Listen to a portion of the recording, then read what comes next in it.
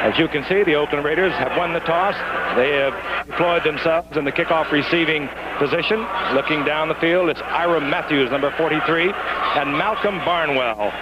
Malcolm Barnwell, by the way, is one of the speedsters on this Oakland Raider team that really is not a very fast team. They get things done in the proper way. But this young man, Malcolm Barnwell, can really fly. On the injured reserve last season was a 7th-round draft pick from Virginia Union. And putting the ball up in the tee for the Minnesota Vikings, Rick Danmeyer. The Vikings 9-7 a year ago, winning the Central Division of the NFC. I might say once again, because they are perennial champions. The Oakland Raiders 11-5, and they played their wild card right into the Super Bowl, where they won it all. And the quick shift by the Minnesota Vikings. Will they try the onside kick? No, they kick to the corner, and it will be Ira Matthews. They kick away from the speed. Matthews piled up out over the 25-yard line, and we will see offensively the Oakland Raiders come out onto the field. Howard, is a team I think that was disappointed in Denver last week. They couldn't put anything together. Well, they were not playing that game. They may have accepted all the plaudits in the Super Bowl victory too readily, and also their real leader, Al Davis, has been busy with his lawsuit against the NFL, even as Pete Rozelle has been busy with the defense of that suit. Now, according to Davis, they're ready to go to work tonight. Look for them to throw deep against young cornerbacks. And Bob Chandler, the gifted receiver, not with the team. He was hurt in Denver. As we watch on 1st and 10, Kenny King turn the left side, run into trouble there as the Vikings move out of their 3-4 defense, which is very new to them. We'll take a look at it.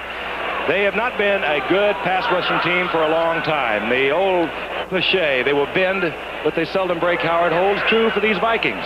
Their greatest strength is in those linebackers whom you just saw. Their greatest weakness may be right there. They play a deep zone. It is the Davis theory. No matter what the other team's strength is, go with your strength. Throw deep, even against that zone. Kenny King got a couple, 2nd down and 8. Kenny King, once again, right side, piled up, line of scrimmage. Capacity crowd of 48,000 plus, loves it. Howard mentioned the linebackers of the Minnesota Vikings that actually dictated their move to a 3-4. Scott Studwell had beaten out Jeff Seaman a year ago, the longtime 9-year veteran of middle linebacker. And by going to a 3-4, they can get Studwell, 55, and Jeff Seaman both in the lineup. And they're good, hard hitters. They have good outside linebackers in Matt Blair, 59, and Fred McNeil, 54. It's 3rd down and 7. The ball just short of the 30-yard line. Morris Bradshaw, 81, top of your screen. The speedster Cliff Branch to the left. And Plunkett with good protection. Bradshaw, intended receiver, far overthrown as Plunkett laid it up, probably just to get the attention of the secondary. If he was going to get an interception, that would have been almost as good as a punt. So out will come the punting team. And that will mean one of the best who's ever performed. And what a game he had against Denver. Gray guy, averaging nearly 57 yards. He had one of 69 yards. And he is quite an athlete. Eddie Payton. And his mother, Eileen, down in Jackson, Mississippi, must be very proud of the Payton boys. Walter is his brother.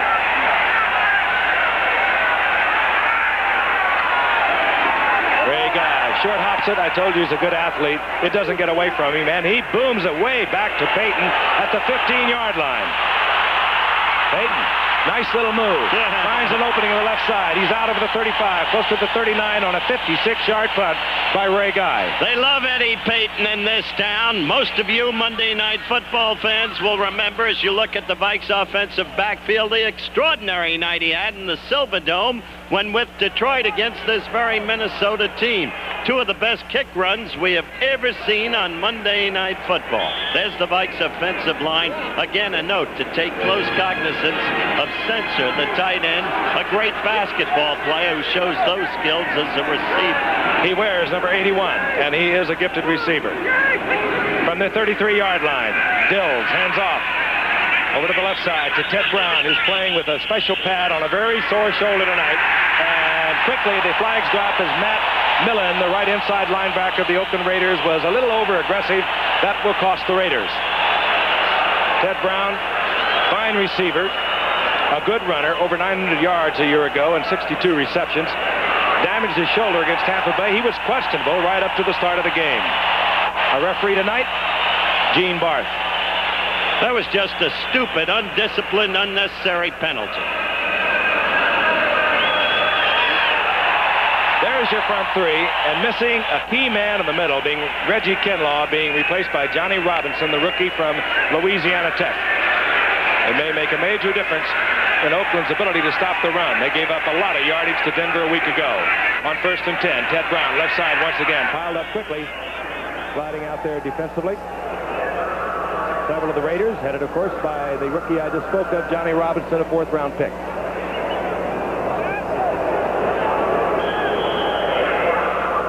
There he is. As I said, he replaced Reggie Kinlaw, who might be, well, we don't know how badly his knee was damaged. He did undergo surgery, did Reggie Kinlaw. And Dave Pear, remember a year ago, was there. He is no longer with the ball club. So the Raiders, in their 3-4, which they don't stay in all the time anyway, a little weak in the middle. 2nd down and 8. Ted Brown reverses the field. That's an all-pro cornerback, not only in interceptions, but in open field tackling Lester Hayes. Right at the line of scrimmage, and he took on Ted Brown one-on-one. Well, there's the implacable one. The only man he'll bend to is our colleague Francis Talking. In fact, Francis, somebody asked him if he talked to Francis 2 minutes before game time. He said not even for Francis. Mike Davis is down for the Oakland Raiders. Mike Davis, who turned into an absolutely superb strong safety a year ago, being treated now.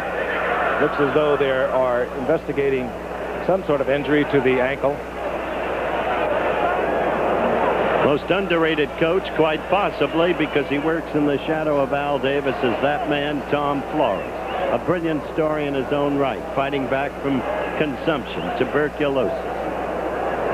He used to quarterback these Raiders, a receiver coach since 1972, and filled the big shoes of John Madden when he took over 3 years ago. But the concern right now is for Mike Davis, a major part of that Oakland Raider legend of a year ago. Doesn't look good, does it? No, it doesn't. There he is, of course, the key play perhaps of the Oakland Raiders season, their drive for the Super Bowl, the interception late in the game against Cleveland that provided an Oakland 14-12 win. We'll get a further report as quickly as we can on the condition of Mike Davis. Kip, it's interesting that the Vikings have tried to run the ball each down so far. They have not been known as a running team. They are predominantly a pass team. Last week they passed the ball 63 times against Tampa Bay, but only got 1 touchdown. They feel they can run a little bit of Oakland tonight. So far they haven't.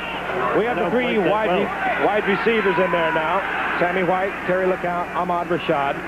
Single setback, so we still have Joe Simpson, the tight end, on 3rd down and 7. A lot of time for Dills, and yet he could not find the receiver, and he finally was hammered there, and guess who? Ted Hendricks. And that will bring up 4th down. Interesting that Fran mentioned the 63 passes Dills threw last week. The last one was perfectly thrown to a Tampa Bay defender for the touchdown that gave them the game. Yeah, but you know, Howard, it was the only interception he had the entire night. Inopportune But he time. was in field goal position. A very bad call. He didn't make that call. They send that in. I don't think it was a bad call, though. Their kicker doesn't have a lot of range. You had a quick glimpse of Ira Matthews, a dangerous return man for the Raiders. And, of course, Greg Coleman is the punter for the Minnesota Vikings. Coleman looking for the left corner. Matthews would like to field it. Coleman gets a good bounce. Out of bounds at the 15-yard line. Fine punt by Greg Coleman. So the Oakland Raiders will begin at their own 15-yard line as Jim Plunkett talks things over on the sidelines. Their touchdown passes came last year when Jim Plunkett took over from an injured Dan Pastorini after the 4th game against Kansas City. And from then on, it was the Cinderella story that you have read and heard so much about. Plunkett looks over the 3-4 defense of the Vikings, 1st and 10 at his own 15-yard line. And Plunkett misses the handoff to Van Egan, and down he goes. And there will be a loss of a yard and a half. Defensively, Doug Martin was there, and Mike Davis is now being assisted from the field, and again, we'll get a report as quickly as we can. Now, that is a very serious matter for the future of the Raiders if they're to defend their championship. Second down and 11. Again, wide receivers, Morris, Bradshaw, 81, in there because Bob Chandler damaged his spleen against Denver, underwent surgery, and still says he'll be back for the season. Cliff Branch, the other wide receiver, with a lot of speed. Flag is down. Plunkett fights away from Minnesota Viking pursuers, dumps it off incomplete in the general direction of Kenny King, but again, a flag is down. Holding, and the Raiders will be detected holding, and they may not take this because it'll just be half the distance to the goal. And the down would remain the same as we look at Gene Barth and company. Not a bad business to be a president of an oil company. None he doesn't buy his own franchise. Holding, 63 offense, refused, third down. Upshaw holding on the left side. Even though refused, it represents 2 major penalties against Oakland with less than 4 minutes played. Not a happy augury as you look at Tom Flores, who knows it very well. Third down, a little more than 10 for the Oakland Raiders. Cliff Branch split to the left. Bradshaw up there at the top of your screen has the speed but not the moves of Chandler. No flags are down. You detected movement, I'm sure, however. Still there are no flags, so it'll be fourth down. And if you're going to have somebody punting from the goal line, it may as well be Ray Guy, and he moves onto the field, Plunkett off. Interesting thing, the Vikings went with just a 3-man rush, 8-man drop back, and they still got pressure, Howard, with just a 3-man rush against 5 blockers. Not only that, a mix-up between the intended receiver, Cliff Branch, and Plunkett. Branch stopping dead on the spot, in effect button hooking, and Plunkett throwing downfield. He had expected Branch to keep running in a different route. There is Eddie Payton. He is 55 yards from the line of scrimmage. That's the respect he has for this man, Ray Guy. Guy bangs one that will go out of bounds at the 40-yard line, and a flag is down again at the line of scrimmage.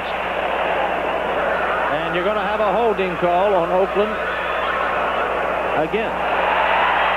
This one I would assume they will take because then Guy will be kicking from the end zone, and Eddie Payton will have an opportunity for the run back. Tom Flores, interesting. It was, what, the 4th Super Bowl? He was a backup quarterback for the Kansas City Chiefs when they stunned everyone with their win in New Orleans, and he has a Super Bowl ring from Kansas City. Also played at Buffalo. 3 major penalties still within the first 4 minutes. Holding, 84 offense, still fourth down. Derek Ramsey holding, and now Eddie Payton still respecting Ray Guy, who will kick from his end zone. There he is on his own 40-yard line.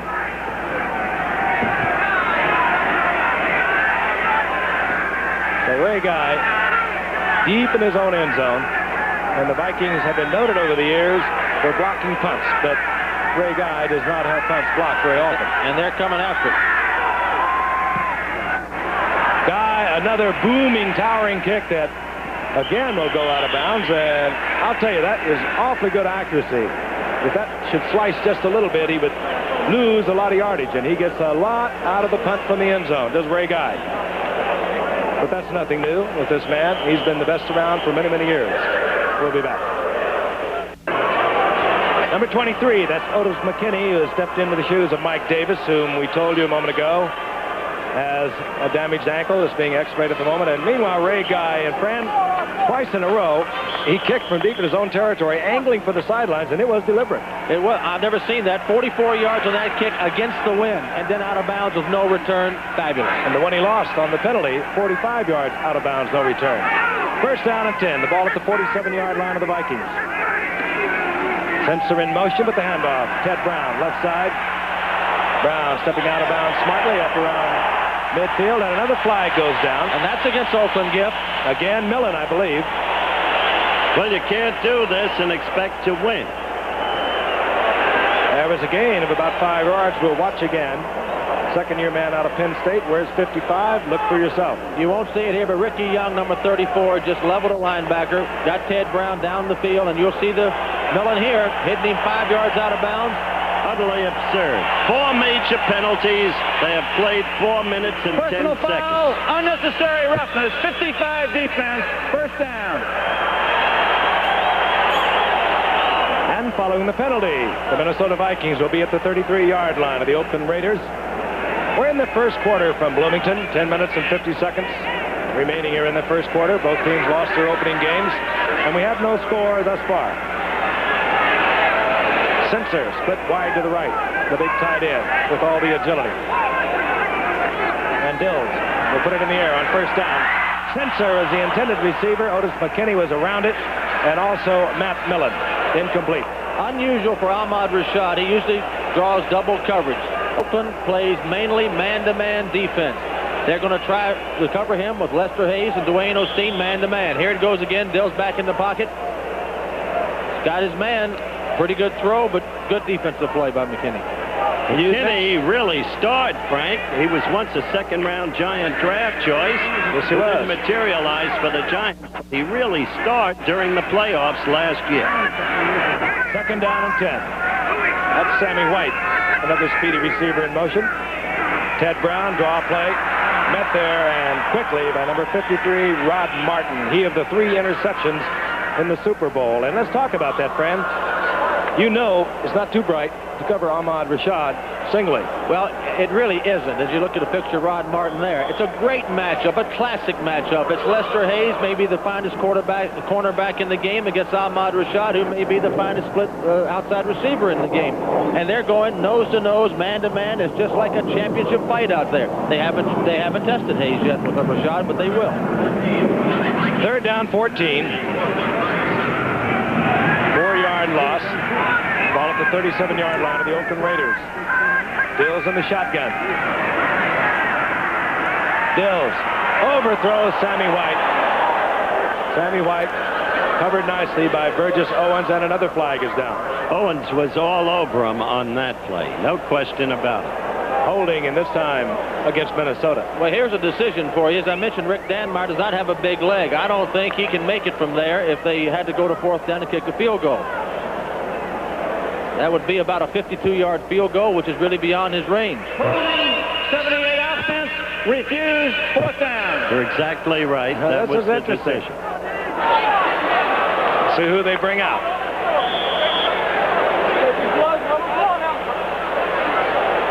Well, I suppose Bud Grant agrees with you, Fran, as they bring out Greg Coleman, the punter. And he's a good corner kicker. He's got good accuracy kicking the ball out inside the 15, 10-yard line. Ira Matthews at the 10-yard line, but he'll try and guess with Coleman as to which corner Coleman will try and angle the ball to.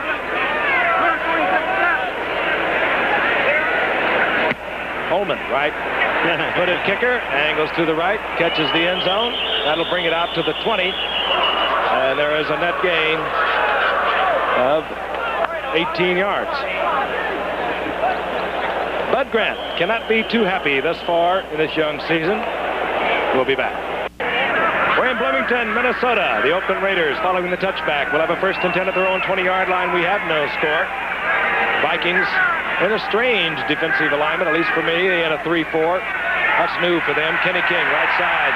Piled up there. Doug Martin, Mark Mullaney, both out there defensively for Minnesota. It shows the change in the game, Giff. You remember the old purple gang of Page and Eller and Marshall and Larson that dominated teams. Defensive lines don't dominate teams anymore in this league. The linebackers and defensive backs do. The Vikings have gone to the 3-man line with 4 active linebackers because they couldn't defend the run. Now tonight, so far, they've defended the run very nicely. More to it than that. You use what your strengths are. In the case of Minnesota, the careful drafts of the 70s produced their greatest strength in linebackers. Loss of 2. It'll be 2nd down and 12. Ball at the 18-yard line of the Raiders. Kenny King, left side, big opening. He has a blocker in front.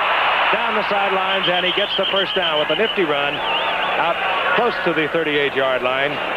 Kenny King, who came for a relatively cheap 2 7th-round draft picks and Jack Tatum a year ago, has made a difference for this ball club. Well, here's an end zone replay. As I was just saying, the 3-man line is tough against the run, but here they go left behind Upshaw and Shell, which they have done for about 1,000 years. And they get a big hole, and there's Branch trying to get down in front of Willie Teal, the rookie cornerback. There's a picture of King. What an addition to this team he made a year ago. They go to the right side, lose 2. They come to the left and pick up yardage for the 1st down. On 1st down, plunk it back. A lot of time, no receiver. Now he finds Chester. Chester up into there. Nice tackle. Coming up quickly. Number 25, Kurt Knopf. Now remember, Minnesota plays a deep zone. They're laying back against Plunkett's greatest threat, the deep pass. But again, it is the Davis theory. You go with your strengths. He's got speed receivers, particularly Branch. And in the long run, he feels that Plunkett will be able to crack that zone. Well, he's going against a rookie cornerback on one side and a cornerback on the other side that was cut by the Detroit Lions 2 weeks ago. So he's got some vulnerability back there. Second down and 7 from the 40-yard line. Plunkett. Chester is there, but does not hold on, and is picked off. Willie Teal, the interception, and he is relatively, well, you could call him a rookie too, Fran. He comes up with a key interception on a pass that should have been caught by Chester. It's a lot of luck in this game, Francis. That was one of them. Although it was a bad place to throw, he threw the ball to Chester. Chester had a chance to catch it, but he was going to be hit immediately.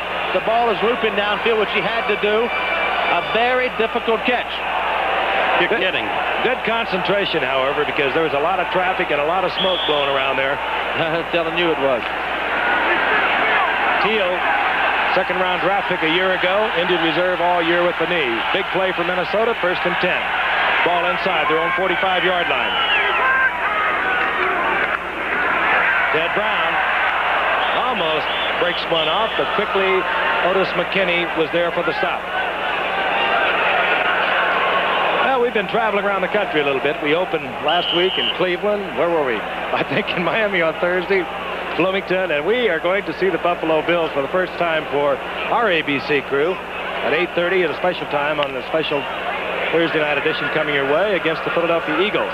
What a pair of coaches. Chuck Knox, Dick Vermeil. Not bad quarterbacks. Ferguson, Jaworski. There was a gain of 4, second down and 6. Bills. Open Sammy White. First down inside the 30-yard line of the Oakland Raiders.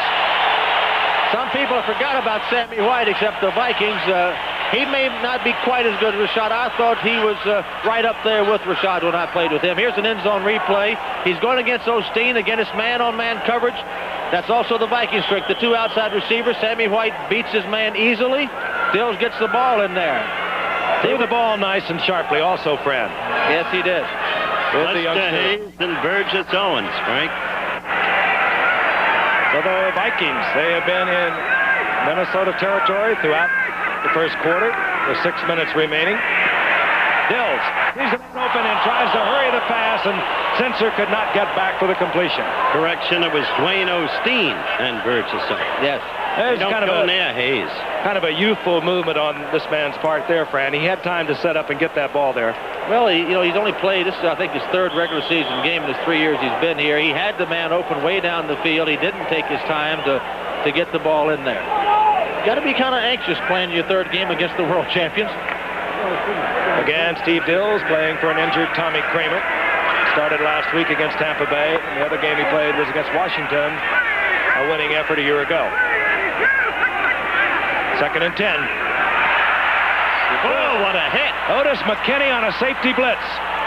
Ball jarred loose from Dills. I don't think he even saw McKinney. And Oakland comes up with the football. Dave Browning. Well, that was a tough hit, my friends. I want to see the replay here. They're not allowed to hit the quarterback in the head under any circumstance. Let's see where he puts his forearm. I don't know whether he got it low enough or hit him in the head. It's in the head. That is a penalty. He went up the chest and caught him in the head. No matter how he gets there, that is a penalty to try to protect the quarterback. He could have put him out very seriously. It was a good play except for the head.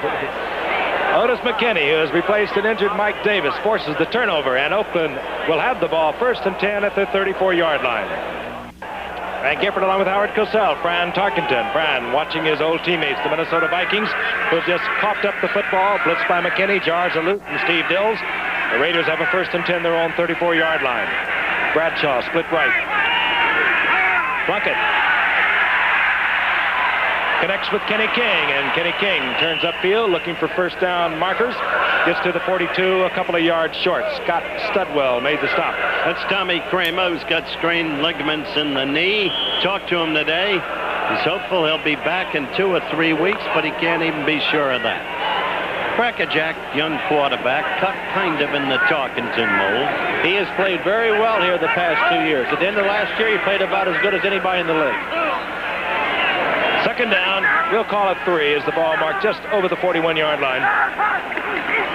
Kenny King, right side. Good defensive effort. Left side, headed there by James White and Mullaney. Maybe a pickup of a half a yard. It'll be 3rd down and 2.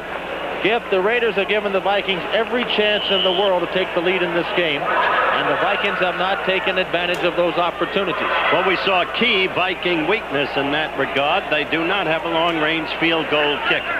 Another key element, the depth of the Raiders. Mike Davis gets hurt. McKinney comes in and becomes a compelling factor. Single setback. Van Egan. Plunkett, 3rd and 2. Throws a short one over the middle. Van Egan. There is a flag down. That usually holding. Comes down before the holding call. Van Egan picking up the 1st down yardage inside the 45 of Minnesota.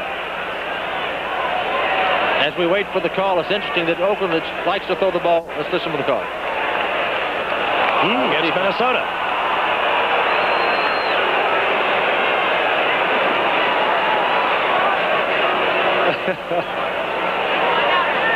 My goodness. Well, now wait a minute. I thought those guys were up here in the booth with me, but evidently they're out there. Howard, Frank, come back. I'll call Dr. Tom Reese immediately. That was talking to the major lift. The point I was making, Howard, is that Oakland does like to move the ball down the field. Here's the call. Use the hands, 79 defense, a push to the face, penalty refused, 1st down. Doug Martin, penalty refused, 1st down on the completion to the 45-yard line. Mark Van Egan. But being the great team that Oakland is, they adapt. They're going against a deep drop zone. They're dropping the ball off to the backs, which is exactly what they should be doing to bring that zone up tight. Exactly right, Mike. Derek Jensen replaces Van Egan. King with a little screen in front. Raymond Chester sliding out to provide the block. And King. Well, the big yardage inside the 42-yard line. Excuse me, Giff. While the big yardage didn't materialize on that play, Fran, a clever call. A very clever call. You know, they got a positive play out of it.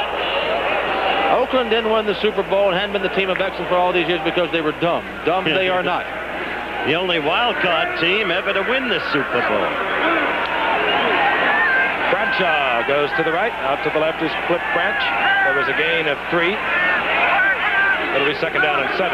King on the draw play. Big opening. Watch out. Has a blocker in front. And King just falling down close to the 20-yard line, taking Tommy Hannon with him. And Willie Teal. And interestingly, he ran right behind Henry Lawrence and Mickey Marvin. He did. He read his blockers well. He got good blocking there. Good block by Derek Jensen. Had a good block. And look at the receiver trying to block down there. He did all right. It's hard to block downfield. He kept his feet, trying to keep in front of the defensive back. He didn't get him out of the way. But Kenny King, again, gets big yards. Midnight for football. Temperature 65 degrees. Nevertheless, Kenny King gets a breather. 1st and 10, Oakland. 21-yard line of the Minnesota Vikings. Plunkett quickly to Branch. And Branch with the quick feet down to the 10-yard line. That is a tough situation. You got Cliff Branch, a perennial all-pro receiver, against a rookie cornerback, Willie Teal. He was here a year ago. As you watch Cliff Branch, look at his numbers, but he's on injured reserve. Watch how far off Willie Teal is. He's a good 7-8 yards off, and Branch gets the play. That's the kind of play that I'm sure Cliff Branch came back to the bench and said, look, this guy's playing 11, 12 yards off me. Let me do a little quick hitch on him. Again, it's not what Oakland wants to do, but they're taking what the Vikings give them. And they're doing this against a very strong wind. 2nd quarter, they'll have the wind at their back. 1st down, goal to go. Safety blitz. Martin Whittington, right side. Down close to the 6-yard line. Mark Mullaney sliding out there defensively to make the stop. That's the great man, number 83, Ted Hendricks. I'll tell you, Teddy, you're going to have competition. What Arnsparger is doing with A.J. Dewey is trying to make another Ted Hendricks out of him, and he's well on his way to doing it. Man started 176 consecutive games going back to 1969 with Baltimore. And France said he'd never make it. Not true. Second down, goal to go. The ball at the 6-yard line. Van Egan back in, number 30 with Whittington, 22. Whittington. Inside the 5, just barely. Good defensive effort there by the middle of the defensive line, and safety man Tommy Hannon helping out Scott Studwell. The play didn't pan out for a score, but at that position on the 7-yard line, someone may question why a draw play. It's a great place for a draw play. You're trying to get a quick rush from the defensive line. If you pop the seam, you've got 6 points. They got a positive play. They'll have to throw this time. Fran, you were there when they drafted Scott Studwell on the 11th round, and boy, did he turn out well. Well, he beat out Seaman at the middle linebacker spot. Now they go into the 3-4. Both of them play. Third and goal. Bradshaw and Branch split to the left. Chester up on the right. Top of your screen. Long count, hoping to draw them off. Flag goes down. It's up in the end zone, incomplete. Tommy Hannon over there helping out Willie Teal against Cliff Branch. I think that Plunkett drew them off. I think you're right, Howard. I think Duck White jumped offsides. Offside, Minnesota. You're not supposed to do it, but every now and then give them a long count, give them a little extra hut instead of your ordinary hut, and off they come. It's tough to give a team the quality of Oakland a second chance down there inside the 5. 72 defense, offside, half the distance, still third down. Jim White, they call him Duck White, offside, third down, goal to go, the penalty half the distance to the goal. All right, Oakland's come in with their goal line type offense. The Vikings are adjusting their goal line type defense. 3 tight ends for the Raiders. They're in a situation where they can run, but it's a long way to run down there. I think pass again, Giff. And if we pass, we'll probably see play action. That's right. That much time remaining in the first quarter. There is no score. The toss is to Kenny King. Sprinting to the sidelines. He will not get there. Fine defensive effort. Willie Teal, who was victimized a short while ago by Cliff Branch. Beautiful tackle. It was. It's hard to run from 3 yards out down there. It's difficult. Here's an end zone. He's going to pitch out. You've got 11 men up on the line of scrimmage. Not much place to go. And Teal really played off the blocker. What a play by Willie Teal. That's the point, Fran. He played off that block. Great play. There he is. We told you, a second-round draft pick a year ago. Missed the season because of an knee injury. Bobby Bryant is retired after 13 years, and Willie Teal has that starting job to earn. Chris Barr with Ray Guy holding. 21-yard attempt. First score of the night. With less than 2 minutes remaining in the first quarter, Minnesota having blown several opportunities. Finally the sack on their quarterback Steve Dills, and Oakland took it in. We'll be back. The chant is Eddie, Eddie, meaning Eddie Payton. Howard told you a moment ago in '77, he went 98 yards against this team in Detroit with a kickoff return. He went 87 yards on a punt return, both touchdowns, so Bud Grant said, I better get him. He's available, and here he comes. That is Eddie, saved by Chris Barr, the man who kicked it off. And Eddie gets it out over the 35 to the 31-yard line. At each end of the field, he's got his coterie of bleacher bugs who just adore him, and thus that chant, Eddie. Here he comes. It's a low kick, and watch Eddie Payton do it. Good kick return. He gets up the field in a hurry. He's got good blocking. The Vikings work long and hard on their kickoff return, as everybody does. And he's an inspired little player. I understand he's got a brother that plays in the National Football League. Yes, he's got a brother. Sweetness, they called him. Oh, yeah.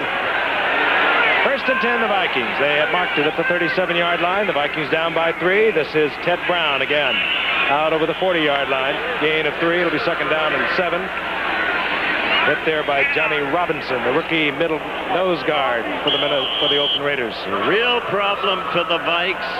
Well, they have a number of problems, but the absence of a running game is killing them. You know that, friend? The Vikes have not had a running game here for the past 5 years. I do not understand why, but we haven't had one here when I was here either. You know what they were last year? Next to last in the National Football League. Only one team was worse in rushing than the Vikings, yet they won that Central Division. Second and 7. Dills. They won't waste time running too often. This one's hung up for grabs. And there's going to be an interference call downfield. It could be either Osteen or Rashad because they were both fighting to get back to the ball. Well, this will be a bonus for the Vikings if they get an interference. It really will. And I think they're going to get it.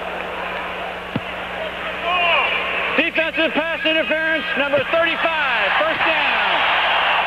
Dwayne Osteen against Rashad. He had great coverage, but watch, Ahmad's a field player. He knows where he is on the field. Watch Ahmad get back into the underthrown ball.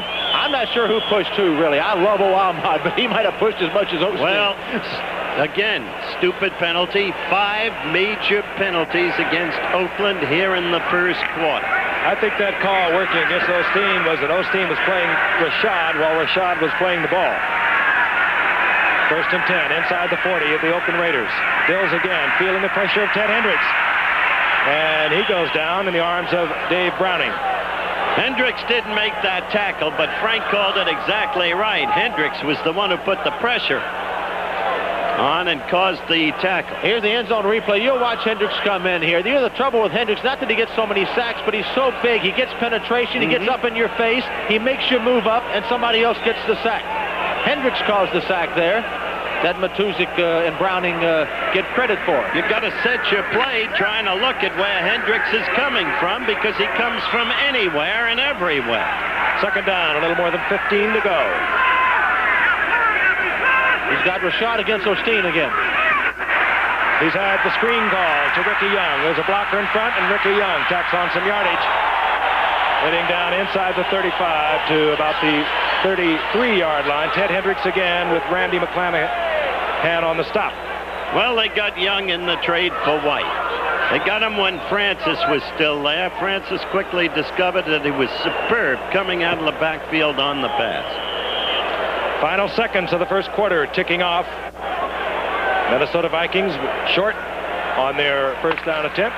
They will have a third down and 3. The ball will be... Lester Hayes without the sticker. The NFL's top defensive back, and there is why. And our graphic without the 5 playoff interceptions. He had a total of 18 a year ago. Third down and 3. Minnesota, in all probability, will pass. They do not. They give the ball to Ted Brown, and they're short of the first down. Well, I'll tell you why they did that, Giff. In that situation, Bud Grant will look at the thing as a 2-down situation. He would have got, if he'd gotten close, he'd have run again on 4th down. I think he'll still go on 4th down and try to pick up the first down. Because of the basic weakness, no field goal kicker. The greatest Minnesota strength thus far was in containing Oakland to a field goal. Oakland couldn't get in for the TD. That may penalize Oakland later in the game. A field goal attempt would be some 48 yards. Apparently, Grant not having the confidence in Rick Danmeyer to kick it that far. So on 4th down, the Minnesota Vikings will go with it. And he will throw. Sensor in motion. Hendricks again. For the end zone, Sammy White overthrown. And the Oakland Raiders defensive team will give their offensive teammates good field position. He didn't have a lot of room, but I thought Sammy White had a step or two on Lester Hayes. He did, but Dills was feeling the breath of Hendricks. Again. The Oakland Raiders leading 3-0. They got a field goal out of Chris Barr from 21 yards out. Uncharacteristic, though, of Minnesota to go deep on 4th and 3 when you've got to have a first down. As well as they throw the ball to the backs, you would certainly think they would have tried to gotten one to the backs then. They didn't. Jim Blackett, Cinderella boy from a year ago, looks it over. Puts both backs in the pattern. Van Egan picks up. Cliff Branch is open, and I do not believe that he had possession of the ball. No, he did not. And finally, with a late indication, incomplete. Well, they went back to their deep passing game, Howard, and what happens there, you've got linebackers back so deep that they squeeze the receiver. Very difficult catch. There's one of the best, number 59, Matt Blair. Well, watch here, and you'll watch the linebackers getting 15, 20 yards deep. They try to squeeze the ball in. He throws it well, but he cannot hold on because McNeil, 54, is crunching him. Here's the reverse angle. You'll see it again from another spot. This is our camera across again. the field. He's got the ball. Should have caught it. Could have made the catch, but it's a lot of traffic in there, and that ain't easy. Fred McNeil all over. Second down. Kenny King left side. Kenny King turns the corner, eluding the pursuit of James White, and gets out to the 39-yard line, where it'll be 3rd down and 2. NCAA football coming your way this Saturday, live at 1:30 Eastern, 12:30 Central, 10:30 Pacific. Number 1 ranked Notre Dame takes on the 11th ranked Michigan. Michigan, of course, upset this past weekend. That game at Ann Arbor, Michigan, where you can't hear yourself think. College football on Saturday over most of these ABC stations. By the way, these rankings from the Associated Press. Johnny Faust getting his season off in a winning way. He's a high-step guy, Giff. Took his entire high school with him. Kenny King, left side, down he goes. Fred McNeil is there defensively, and a flag is down. Some play by 54, Fred McNeil. Played very well here during his career. First round draft choice out of UCLA. Oakland Raiders backing off. Holding, 78 offense, penalty refused. Fourth down. Shell on the left side, holding. Interesting note, this offensive line of the Raiders, if you include Raymond Chester, has 63 years of experience. About 50 of it between Shell and Upshaw. Shell in his 13th year, Upshaw in his 15th. Upshaw, by the way, started his 204th consecutive game tonight, going back all the way to 67. Ray Guy's got the wind in his back. Giff, he may kick it out of the stadium here. They're going to try to block it. Guy had to hurry. It came off the foot. I don't know whether anyone got a hand on it or not. He still gets a little roll inside the 35. You might remember some years ago, the Vikings played the Raiders in the Super Bowl, and Ray Guy had never had a punt blocked in his career, and Fred McNeil blocked that punt on him. Here again, they almost blocked it, caused the bad kick. Teal was also in there. Here they come.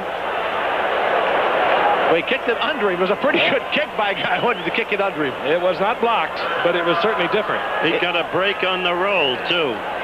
30 yards on a punt that Ray Guy slipped under the arms of Teal. Minnesota, 1st and 10, their own 35. Line, the word is a Mike Davis fractured fibula of the right leg. Considering the different things that could have happened, that did not be all too bad.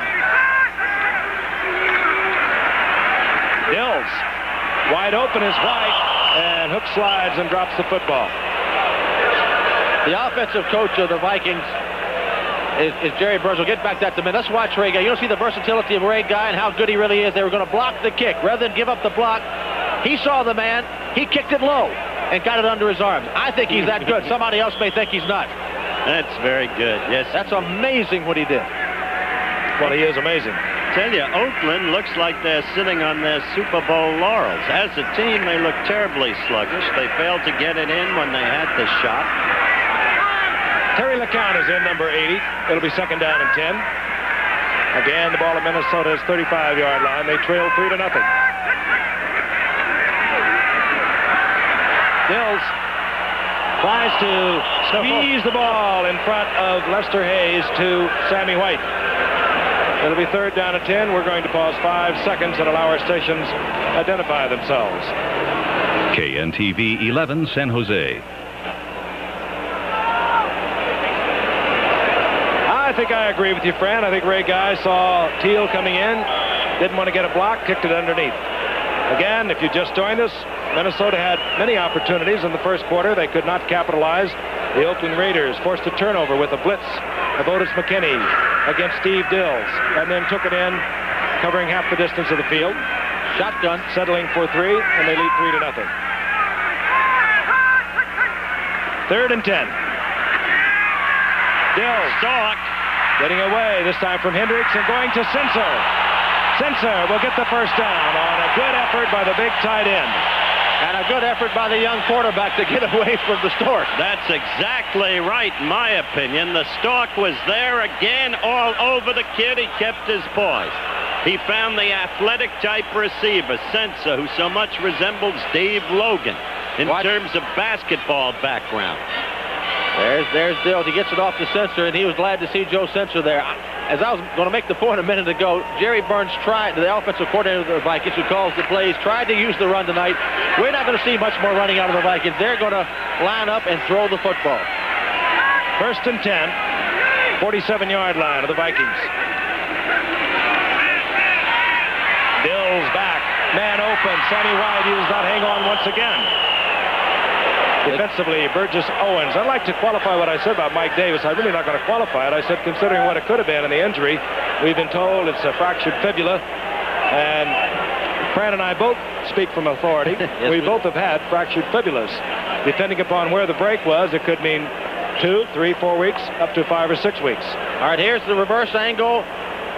The kid, Dills, throws a strike to Sammy White. Sammy White doesn't drop many balls. But he did that time, but then he gets a very good shot. Burgess Owens. 2nd down and 10. Ahmad Rashad foot left. Flag goes as Ted Brown tries the middle. And it will be a procedure call. Ball start, 73 offense. Ranieri, the longtime veteran at right tackle for the Vikings, with a false start. And they get no choice there. He blew the whistle before the play started. They'll have to take the 5-yard mark off. Interesting that last time, Howard, the young man Dills had protection. He threw a strike. No ground game at all. No ground game at all, but any quarterback has got to have protection in order to throw the football. Actually, both defensive lines have put good pressure on Plunkett and Dills, and neither one have thrown well tonight. If you give them protection, both of them will throw well. Ricky Young in there. Number 34, along with Dills. Ricky Young, fine receiver, and Dills puts him out of the backfield. And Dills again forced to hurry his pass. He again had tremendous pressure. Rod Martin was coming. And Dills had to unload it before he wanted to. It'll be 3rd down and 15. Interestingly, Giff in there on the coverage, Monty Jackson, once considered perhaps as good a cornerback as there was in the league. Not only was he considered that, Howard, he was. But he hasn't been that for the Raiders. Raiders gave up a 1st, a 2nd, and a 3rd to get Jackson in 78 after he had 2 All-Pro years with the Rams. He has not played that way since he came to the Raiders. Widely criticized deal, if you'll remember.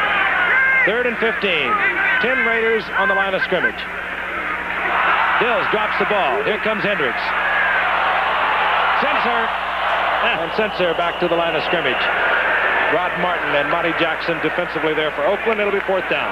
A few weeks ago, Giff, you asked me the question, do I like the shotgun? I said no. That is one reason why I do not like the shotgun. The snap never comes the same place all the time. You get fumbles. You get ball snapped over your head. You get ball snapped on the ground. I don't like it. I'm in the minority, but I still don't like it. But you notice how every time the viewers are saying 83, Ted Hendricks. Coleman will punt. You had a glimpse of Ira Matthews at the 15-yard line of the Oakland Raiders. Beautiful punt by Coleman. High. A lot of hang time, and the Vikings are downfield. Here comes Matthews with a good return out to the 30-yard line on a 46-yard punt. So Ira Matthews, who could have been nailed as far back as the 15-yard line, works it out to the 30, and the Oakland Raiders will be in good field position, leading by 3.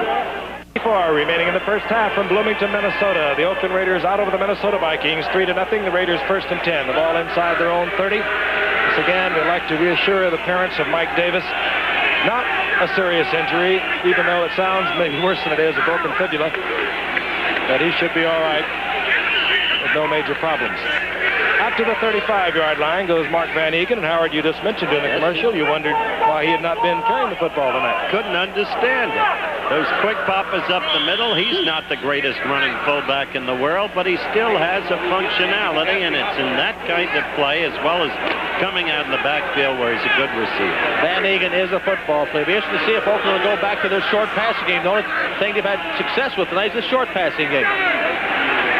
2nd down and 5 following the 5-yard pickup by Van Eegen. Plunkett throws the ball before Branch made his cut. Covered there, and not badly, by Willie Teal.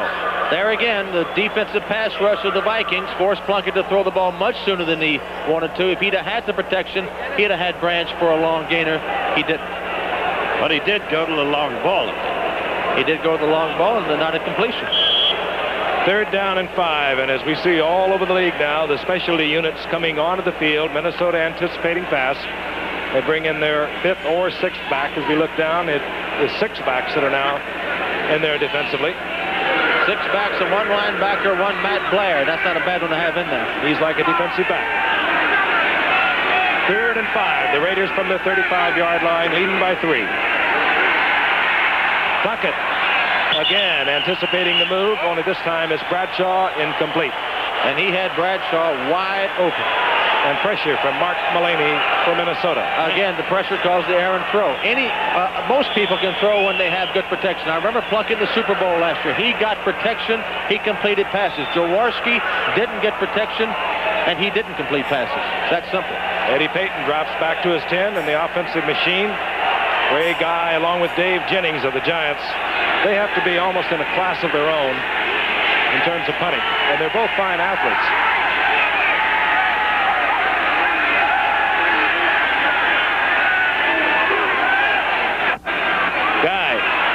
This time it does not turn over and does not necessarily take a Raider bounce, and is killed at the 31-yard line. Hustling down there was Derek Jensen. 34-yard punt. He had plenty of time, an unusually poor punt for Ray Guy. Capacity crowd as we begin the final home season for the Minnesota Vikings in Metropolitan Stadium, where we'll return in a moment. Not one of your cosmetic beauties is the matchup thus far tonight between the Minnesota Vikings and the Oakland Raiders, but there is some heavy and hard hitting as both teams trying to win their first game of the season. They both drop their openers. Minnesota, 1st and 10 from their own 31-yard line. Ted Brown left side, and he's taken out of the pile by Randy McClanahan. Well, it'll be 2nd down and 10. They're a pair of teams to be closely watched. Chuck Knox gaining every day in admiration and respect, and Dick Vermeil, of course, already acknowledged as a great coach in his young time. It's an 8:30 start. Take note of that, a game we really look forward to. You know, you hear a lot about Ferguson and Cribbs, and of course Jerry Butler, but Buffalo in 2 games have given up 3 points. They've got some defense up there. 2nd and 10. Sammy White in motion. Dills trying to get the screen off, trying to get to Ted Brown, but the Vikings reading it beautifully. Randy McClanahan was right out there, stirring the waters up in the middle of the screen. That allowed Dave Browning to pressure Dills. There's old Mark Mullaney, better known as Fonzie to his friends on the team. Was a #1 draft choice some years ago. They think he's their best pass rusher now, and he's played well tonight.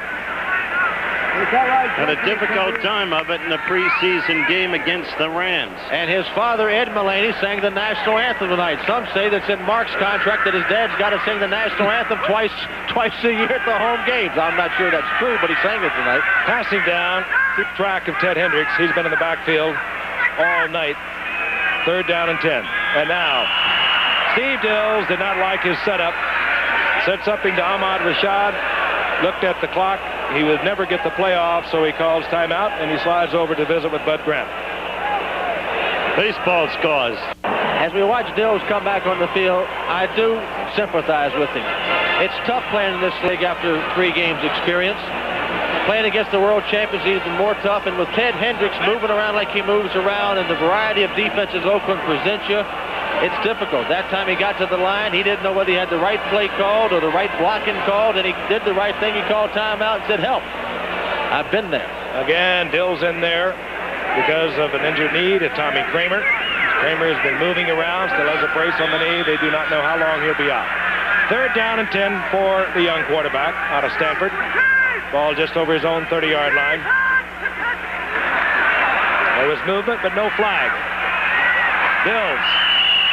And a quick reaction defensively there. Ted Hendricks was there, and also Howard Long, rookie 2nd-round draft pick. Can't believe the number of times we've seen 83 in the Minnesota backfield. Well, I saw not only 83, but he had 4 playmates back there in poor old Dills' face. And that brings out Greg Coleman. Ira Matthews dropping for Oakland back to his own 30-yard line. There he is. has never really lived up to his punt return capabilities that he had when he was a draft pick out of Wisconsin, where he led the nation, in the sense that he's never really broken off a long one. And it takes the Greg Coleman Minnesota bounce and goes out of bounds at the 38-yard line. Now, what do you do as we look at Matuzak when you're getting... Hello, Tuz. Yeah, we know you got it. University of Mars, Karras once said. He is something. Of Sistron. Is that an angry look? You know, to counteract the pass rush, what you've got to do is throw quick rhythm passes. Minnesota lays off. I would think that Plunkett would go to some quick hitches, quick outs, throw to his backs, do something on a quick rhythm to nullify the pass rush he's been getting also. See if he does it.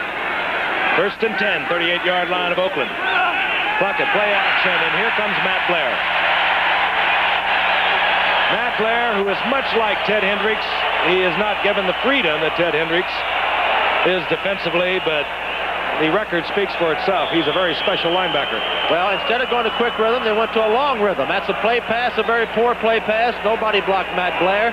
It takes longer for that play to develop. When you're getting a big pass rush, it's not the best thing to do as you look at old Matt Blair. That's where Jim Plunkett says, I've got him. Now you got yourself in a real hole. It's 2nd and 20. You cannot go to quick rhythm passes.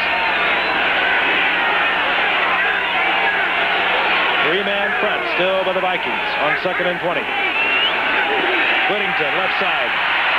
Whittington turns the corner and accelerates out to the 40-yard line, where it'll be 3rd down and 8. That was actually a very good call. Running left behind the two, Shell and Upshaw. Well, 2nd and 20. Everybody in the house thinks you're going to pass, exactly. and they use some kind of a trap action, which they did on the linebacker outside. Is not all bad, and they broke it out. Whittington fell off a little bit from his previous 2 years. Last year with the Kenny's King coming to the Oakland Raider offense. And he still has exceptional running ability. 6 defensive backs plus Matt Blair. 4 down men. 3rd and 8. Plunkett. My goodness. And he apparently had things mixed up with Morris Bradshaw. He wanted a fly from Bradshaw, reading man-for-man coverage by John Swain. It's a good thing that Bradshaw didn't change it up because Tommy Hannon came over deep. Yeah, if he read man-to-man coverage where he was trying to throw it up, he was throwing right into the teeth of his zone. If he'd have turned it up, you're right, Giff, he'd have had an interception. 4th down again. Our punter's getting a lot of exercise tonight. They really look just terrible for a Super Bowl team champions. Al Davis sitting upfield. Looks like he's going crazy. Ray Guy will punt. Eddie Payton at his own 12-yard line. They got the block on again, Giff. The center man, Todd Christensen, the tight end. Ray Guy reads it, and he just really hammered this one. It's in the end zone for the touchback, but that was a 60-yard effort by Ray Guy. And, of course, it'll be brought out to the 20. But if we are saying a lot of nice things about Ray Guy, this man deserves it. Eddie Payton is not having many opportunities to return the punts of Ray Guy. No, but the key thing there, he's had to punt 5 times in 1.5 quarters. That's amazing statistic. And it'll tell you something about your offense. They're not moving the football. Or maybe Minnesota's defense, which is stopping. First and 10, Minnesota at their own 20, again down by 3. The only score of the night, 21-yard effort by Chris Barr for Oakland. Play action by Dills. A lot of time, dumps it to Ricky Young. Ricky Young out close to the 28-yard line for a gain of 8. It'll be 2nd down and 2. You've got to love Ricky Young. He comes to play every day. He's one of the maybe 5 or 6 finest blocking backs in football. He's as good a receiver out of the backfield as there is in the game today. Not a great runner, but a great team player. That's Ricky Young. There's another guy they got from New Orleans, not worked into the system yet, who I think is the best coming out of the backfield in the game today. Galbraith. 2nd down and 2. Simpson, the tight end, has the 1st down out to the 39-yard line. Now, Steve Dills is going to some quick rhythm passes. Exactly. Matt Millen made the stop, and Mike Davis has come back onto the field again. Unless you're familiar with it, you know that a broken fibula is not all that serious. And again, the length of inactivity will be determined by where the fibula is broken. If it's broken low, it'll be longer. If it's broken higher, it'll be less time. First down and 10, Minnesota. Pressure against Dills. Forget it! Burgess Owens reading that beautifully. And where did the pressure come from? Dave Browning, number 73, and Rod Martin on the blitz. Boy, did Burgess Owens time that out. Dills never saw it. No, when you put that kind of pressure on the quarterback, it causes those kind of plays. 29-yard touchdown. Another interception by a team that intercepted more passes in the league than any other team last year. Making a draw, trying to get the ball out on a quick screen to Ricky Young. Just didn't see Owens. That's what a defensive back dreams about. Caused by the great pass rush. Great pass rush and pressure like that creates big plays for the defense. Everything they've done tonight, Oakland, has been on defense. And Chris Barr is setting up to make it 10-0. Through the uprights, and it is Oakland 10, Minnesota nothing. And you're so right. Otis McKinney forced the turnover that the Raiders took in to a 21-yard field goal.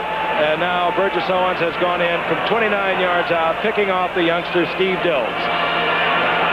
All right, here we go. Here's the low angle look. You see 53, Rod Martin putting the pressure on 73, Browning. You see Ricky Young here trying to wait for the reception, which never gets to him, but you see Owens go in. Yesterday, there were 3 defensive touchdowns in the National Football League. Defensive touchdowns. All 3 of those teams won. Nobody lost that made a defensive touchdown. That's a bonus. Well, as you watch the Oakland Raiders, I think of something Jim Finks, the general manager of the Bears, told me at the Bears training camp this summer. He said Oakland has a way of fitting a team together, the right players for the right spot. And he talked about the acquisitions of Otis McKinney from the Giants and Burgess Owens from the Jets. They didn't prove out at either place, both losing teams. Here, they become big winners. They fit, and that was Jim Finks' point. On and on. John Matuzak, Cedric Hardman, Ted Hendricks himself. Exactly. They found the spot for them. And Jim Plunkett. Chris Barr, short kick, flag is down, as the Vikings cover it at the 28-yard line. Again, a flag down. We might have an offside by Oakland. Yes, that's the indication. David Huffman was on the ball for the Vikings. Howard, it has something to do with sound organizations and good discipline management. That's what wins the National Football League as we watch the Number 41 on the kicking team was offside. Will re-kick with a 5-yard penalty. The teams that win, like businesses that win, are the ones that are well constructed and well managed and well organized. And the Oakland Raiders under Al Davis have been just that. Ted Watts was offside. Ted Watts, first-round draft pick. Compliments of the Dave Casper trade to Houston. Howard Long, who is playing tonight, a defensive tackle, a rookie from Villanova, was taken in the second round. Compliments of Dave Casper, and they will have a number 2 pick for Dave Casper coming up in '82. Let's watch this from the end zone. I like the view. You get an opportunity to see the gaps open.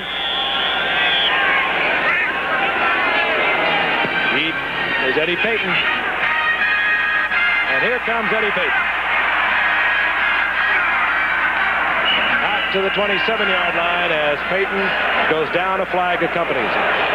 And that should push it back half the distance. Looked like a clip.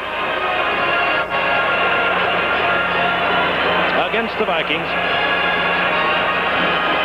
Making the point as we look at Bud Grant about good organizations. The Vikings have been just that. Bud Grant gets a lot of credit, and rightfully so, for this team. Jim Finks was the general manager that helped construct this team. He gets credit. Mike Lynn more recently gets credit. But there's a little man sitting to my right over here, one Max Winter, the president of this club, who deserves a great deal of credit. Number 52, illegal push in the back on the run back. First down. Dennis Johnson, the offending Viking. Interesting, too, it was Max Winters who signed Bud Grant to play basketball with the Lakers when he came out of the University of Minnesota. He's a great, great man. He does know where it's at. On 1st and 10, Ted Brown.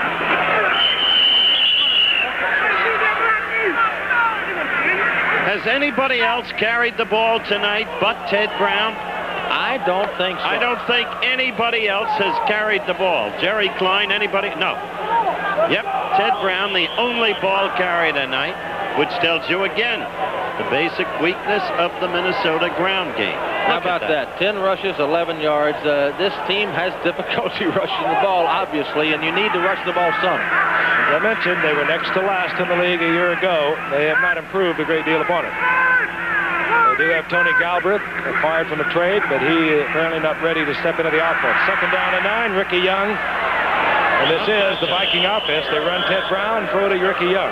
I hate to be redundant, Howard, but that time Ted Hendricks again loomed large in the face of Dills, made him throw the ball higher than he wanted to. He couldn't zip it into Ricky to give him room to run.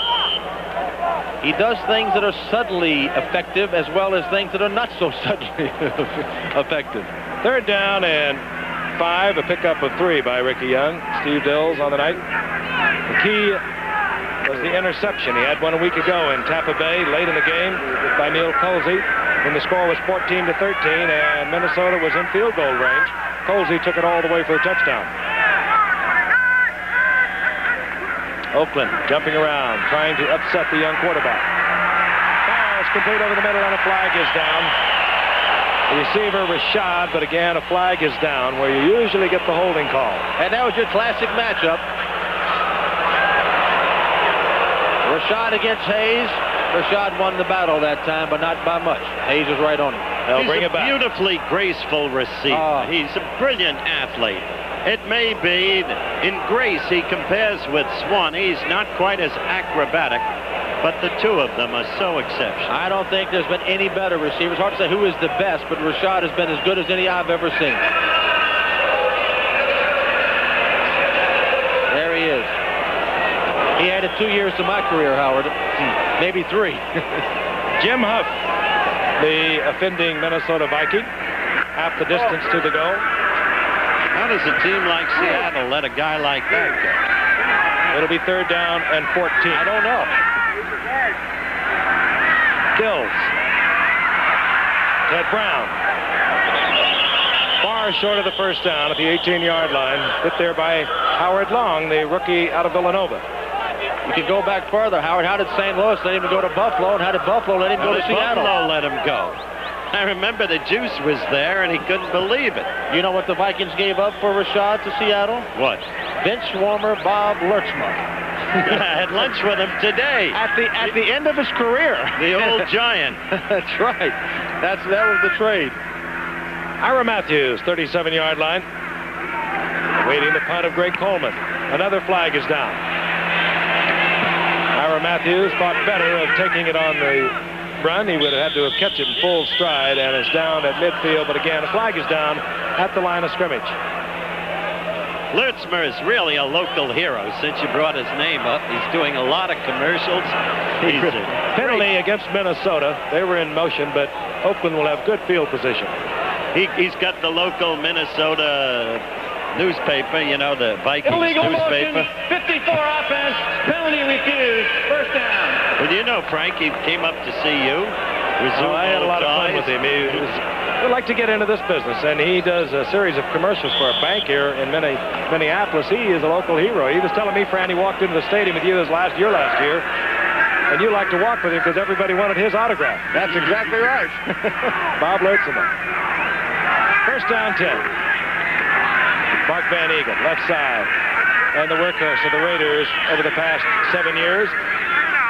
That's an 8-yard pickup. It'll be second down and 2. And, you know, I find something very interesting about Van Egan. Steady, reliable, always there, good receiver. But he has carried the ball almost 1,500 times. And his longest run from scrimmage is 34 yards. Now, you know, that's an awful lot of knockdowns. It is. That remaining here in the first half. From the Shenango Valley, the Red Raiders of Colgate. Second down 2. Van Egan stays on his feet, lunges up close to a first down. I believe he'll have it. All right, if the character of this Viking defensive team is going to be tested right here, because they're going to have a chance in this game, they have got to keep Oakland out of scoring position before the end of this first half. They played pretty well the first half. Have not given up a touchdown. But they're going to have to show their mettle right here to stay in the game as you look at Flores. This is the first down here in the second quarter. It's a big play. Burgess Owens interception for a 29-yard touchdown. Morris Bradshaw. Bradshaw powering close to another first down inside the 30.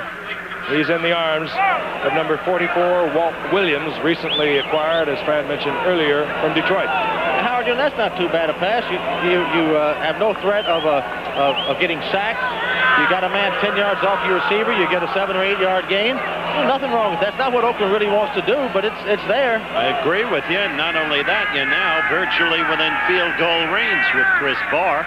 They'll be hurrying to get this play off just before the 2-minute warning. Puckett gets it out to Raymond Chester, and Raymond Chester short of the first down, but down at the 21-yard line, taken out of bounds there by Kurt Knopf. 2-minute warning coming up, and we'll be back with more action after this message from the National Football League. The preceding announcement was brought to you as a public service by the National Football League and, of course, Jim Plunkett.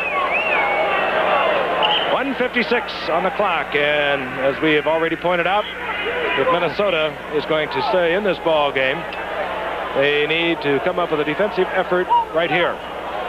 It'll be 2nd down and 2. The ball inside the 22-yard line of the Vikings, and Plunkett trots onto the field with the play. Well, they had a big conference over there, 2nd and 1. That's the time the coaches normally send in the plays, 2nd and 1. When you have 2nd and 30, they scuff the ground and say, call it yourself. 3 tight ends are in. That would indicate run. Christensen, Ramsey, and Chester. And play action. And a man open is Todd Christensen, 6 points. Oh, boy. Here is a young man that started his career as a running back, Todd Christensen. Oakland, as they do with so many reclamation projects, picked him up for practically nothing. Right out with the Giants, I believe. They turned him into a tight end, and they say he has a great future there. His end zone replay. It's a little rollout action, faking to Kenny King, and as they called him in Dallas, Toddzilla runs the sideline. Tommy Hannon was just short there trying to get to him. I know Gil Brad was high on him down in Dallas, but they let him go, and he bounced around and found a home, as so many do in Oakland. Key reception in the playoffs. Remember, against Houston, very similar play. Good. Chris Barr. It's no good. When all else fails, Giff, the Vikings can block field goals and extra points. They've blocked more, I think, than any team in the world. Alan Page blocked 14 of them while he played here, and Matt Blair has blocked 12 while he's been here. I'm not sure who got the hand up here. Let's see. But they do this as well as anybody. There's Blair going up. You see him up high. That's Joe Sensor beside him. I think Blair got it. It is picked up by, I believe, number 81, Joe Sensor. In any event, you're so right. They've been doing it for years. But you do not score a lot of points that way, and they are down 16-0. 1:50 remaining in the half.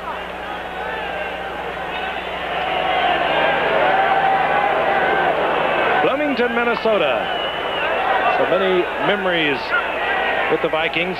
What's your greatest game here? What do you remember most, Fran? I think I remember the first game here when we opened against the Chicago Bears and beat them 38-13, and nobody in the world thought we could beat the Bears on opening day of the new franchise in '61. The number 3 draft pick came off the bench to throw 4 touchdown passes, I think. His name Tarkenton. This will be out of bounds. They'll back it up 5 yards.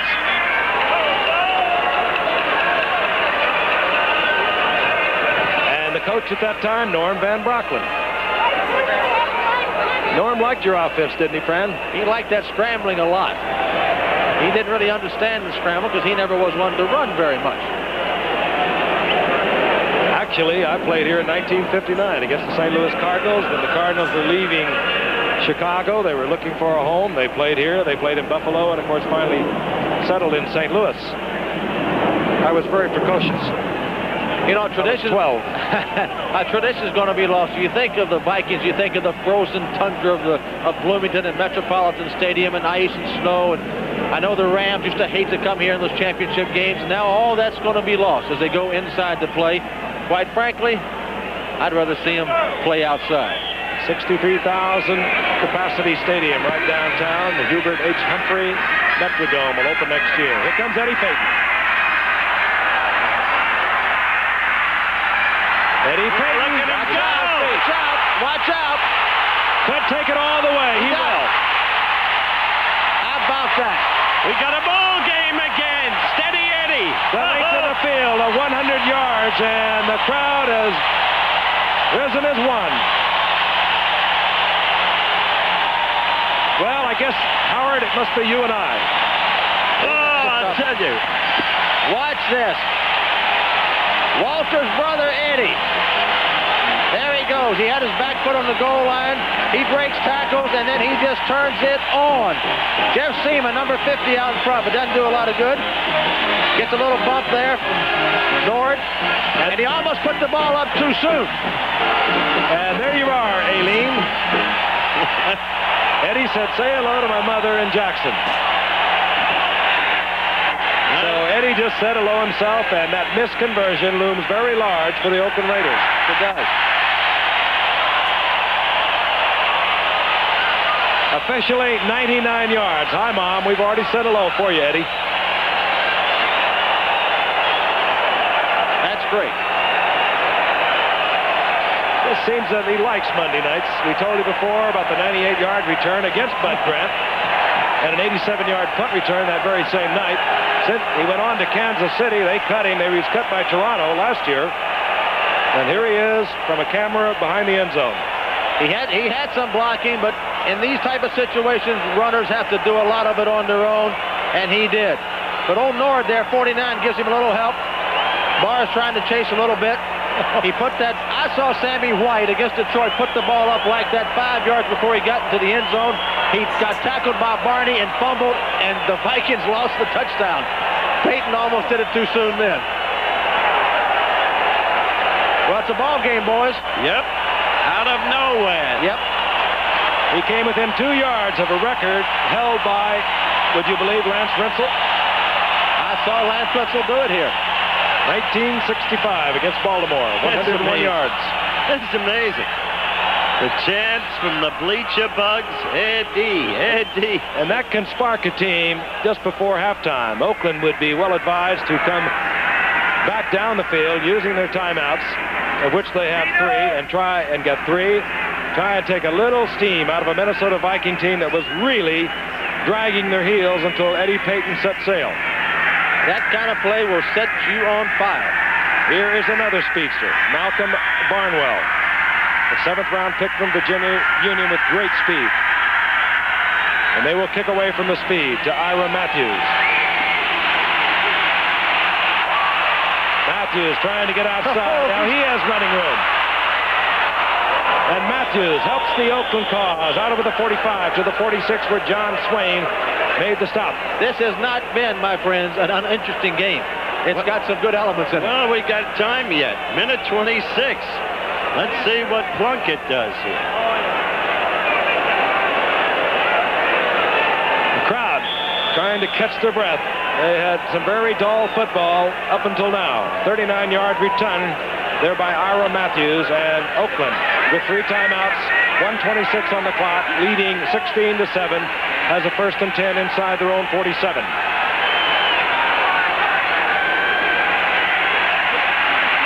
Plunkett has the time, finds the receiver over the middle, Van Egan. Vikings are indicating incomplete, and that's affirmed. Mullaney once again pressuring Plunkett. And the official had a great view of it. He was in terrific position to call it. I'm sure it must have hit the ground first. It was a pickup. Good pickup, but a pickup. Again, pressure on Plunkett. 2nd down and 10. Vikings now gone to a 4-man line give. Holloway's in. Thinking pass, Bradshaw and Branch move to the right. Top of your screen, that's Raymond Chester. He's like a wide receiver. Plunkett looking deep for Branch. He's double covered. Hannon steps in front of it, but I believe out of bounds. Yes. You're right. You can say throw deep all you want, but they're playing for that, and it's just self-defeating. Well, the Vikings' defensive philosophy for the past 100 years has been let them complete the ball in front of you, but don't let them get the home run. Not a bad philosophy. Not bad at all. It's worked pretty well for them over the years. Defensively, among 28 teams in the National Football League, they were 24th against the pass, 25th against the rush. And once again, they won the Central Division. Because of a gray-headed fellow there by the name of Grant, who doesn't do a bad job. 3rd and 10. Kenny King. Upshaw's out in front. King goes down after a gain of a couple, and it will bring out the punting unit of the Oakland Raiders with 1:05 on the clock remaining in the half. I would say that is a very interesting call with 1 minute and 10 seconds left to go in the half, 3rd and 10 to run the ball. You're saying I'm just going to... It's a defensive call. I'm going to give up on the pass, and I'm just going to kick the ball out of here and hope to keep the score as it is. Well, one thing Ray Guy does not want to do, because he can better believe that they will have a punt block on. That is for sure. Taking as much time as they can. There's Eddie Payton. He's still stoked up, as well he should be. He has brought the Vikings back into this game. Ray Guy with that long count. Seconds ticking down inside 25. Hangs it high. Oh, this is going to be marked out of bounds somewhere around the 6-yard line. Beautiful thing to watch. Was academic, because I do not believe with any kind of punt with the Vikings try anything risky at this point with 14 seconds remaining in the half. And they're only down by 6 points. I think you'll see they're within a touchdown and a field goal of the lead. Kip, I think you'll see the old quarterback fall down trick. 16-7. Little Eddie Payton going 99 yards.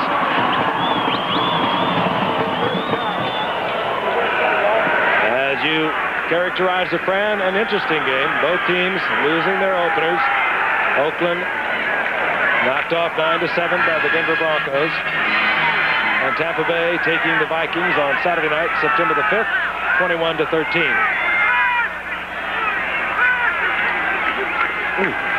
Ricky Young, he's nailed there by a hard-charging Howard Long, who has been in on a lot of calls, this rookie from Villanova, already tonight. And with Willie Jones out for the season with an unrelated injury, unrelated to football that is, they could use a rapidly developing Howard Long. That's the end of the first half. And we'll be back with halftime activities after this message and then a word from our local stations. All right, set to go. Chris Barr will kick off. And Eddie Payton, single deep man. There he is. And we would suspect that Brother Walton, one of the greatest runners of all time in this game, is watching his brother perform tonight. Short kick. Payton made a move on it. You better cover it, Eddie. That ball is alive. Touchback, and Minnesota will take over their first possession from their 20-yard line as we look at the halftime statistics, dominated, as you can see, convincingly by Oakland, particularly in net total yards. Not only that, but the yards rushing reflects what we emphasized in the first half, Frank. Only 9 yards on the ground by this Minnesota team. With so unbalanced an attack, you can't go anywhere. And yet each year, 11 out of the last 14, they have won the Central Division of the NFC. Tony Galbraith is in there, number 32, recently acquired from New Orleans. As Dills on first down at the man open, Sammy White. Sammy had to wait for it, or it could have been 6. The reception is good to the 36-yard line of Oakland. As either Oakland blew the zone, I think that Burgess Owens, who was down there pounding his fist, forgot to cover up for Lester Hayes. I don't know, Giff. He's got Lester Hayes man-on-man. Now, Lester's covering him man-on-man. He's trying to, but Sammy put some kind of move on him, and he just beat him bad. Sammy White can play. He stayed away from Lester Hayes. He gave him a couple of jukes, froze Lester Hayes for a second, avoided the one hit that Hayes had, allowed by the rules, and the Vikings are at the 36-yard line of the Oakland Raiders. Play action, Tony Galbraith. The pass overthrown. Tony Galbraith, by the way, good receiver a year ago in New Orleans with 57 receptions. He'll fit into the Minnesota attack. I'm surprised that he played him. Bud usually keeps them on the bench for at least a month, doesn't he, to learn the system. But I think he's the very best in the league coming out of the backfield. By the way, the Patriots, with all their great personnel, who've lost their first 2 games last Sunday against the Eagles, 13-3, have signed Sam Bam Cunningham.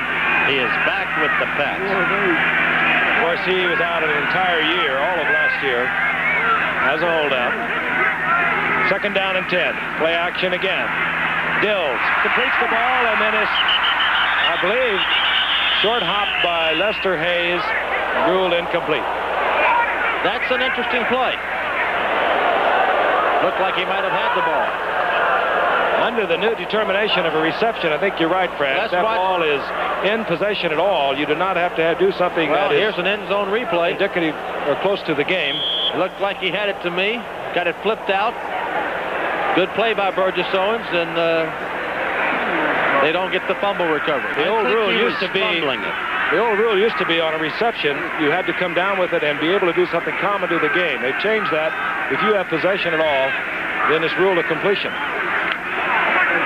In any event, it's incomplete. 3rd down and 10. Well, you got to think he's going to get to Rashad sometime. Uh-oh. Quick snap shotgun, what you spoke of a moment ago, Fran, but a flag is down also. That pass taken by Sammy White. Short of a 1st down, and a flag is down. And you got a roughing the passer flag, too, back there, Giff. And it might be offsetting. Joe Campbell is in there chasing Steve Dills, or rather Howard Long, the rookie from Villanova. Until that bad snap from center, the very problem you expressed with the shotgun, Dills was getting excellent protection. He really was. And he was delivering the football. Right. Our referee, again tonight, Gene Barth, discussing the penalty. First with his staff, and now Ted Hendricks is getting in there, have his say. This is going to hurt the Raiders and help the Vikings.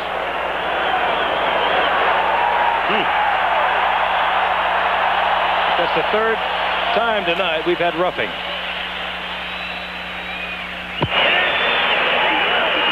We've got a double foul. We're going to use the 5-15 rule. We've got illegal motion on the right tackle offense.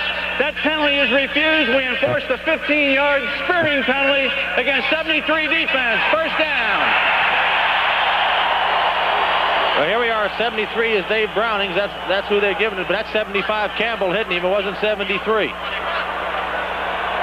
That's an interesting penalty. I don't know. Yes, I don't know either. I don't know what they're calling that. That was not spearing. He hit the man up around the 1st down and 10. Dills is back, and here come the Raiders.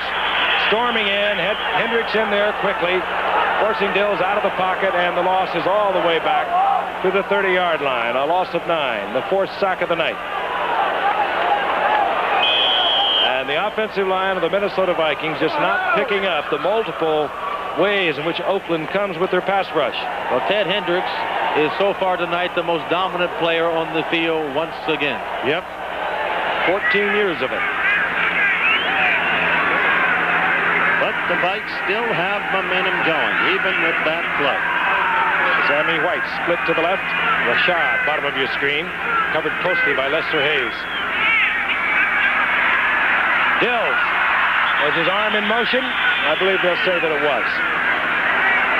Kid's getting hurt now. And they really don't have anybody behind him. They've got a rookie named Wade Wilson, who has not played it down. That's right. And here's Dills going back under pressure again. This time the ball is just going to slip out of his hands as he tries to bring it forward. Watch here. It just slipped out of his hands. There's another rookie, Johnny Robinson, right in the face of Dills.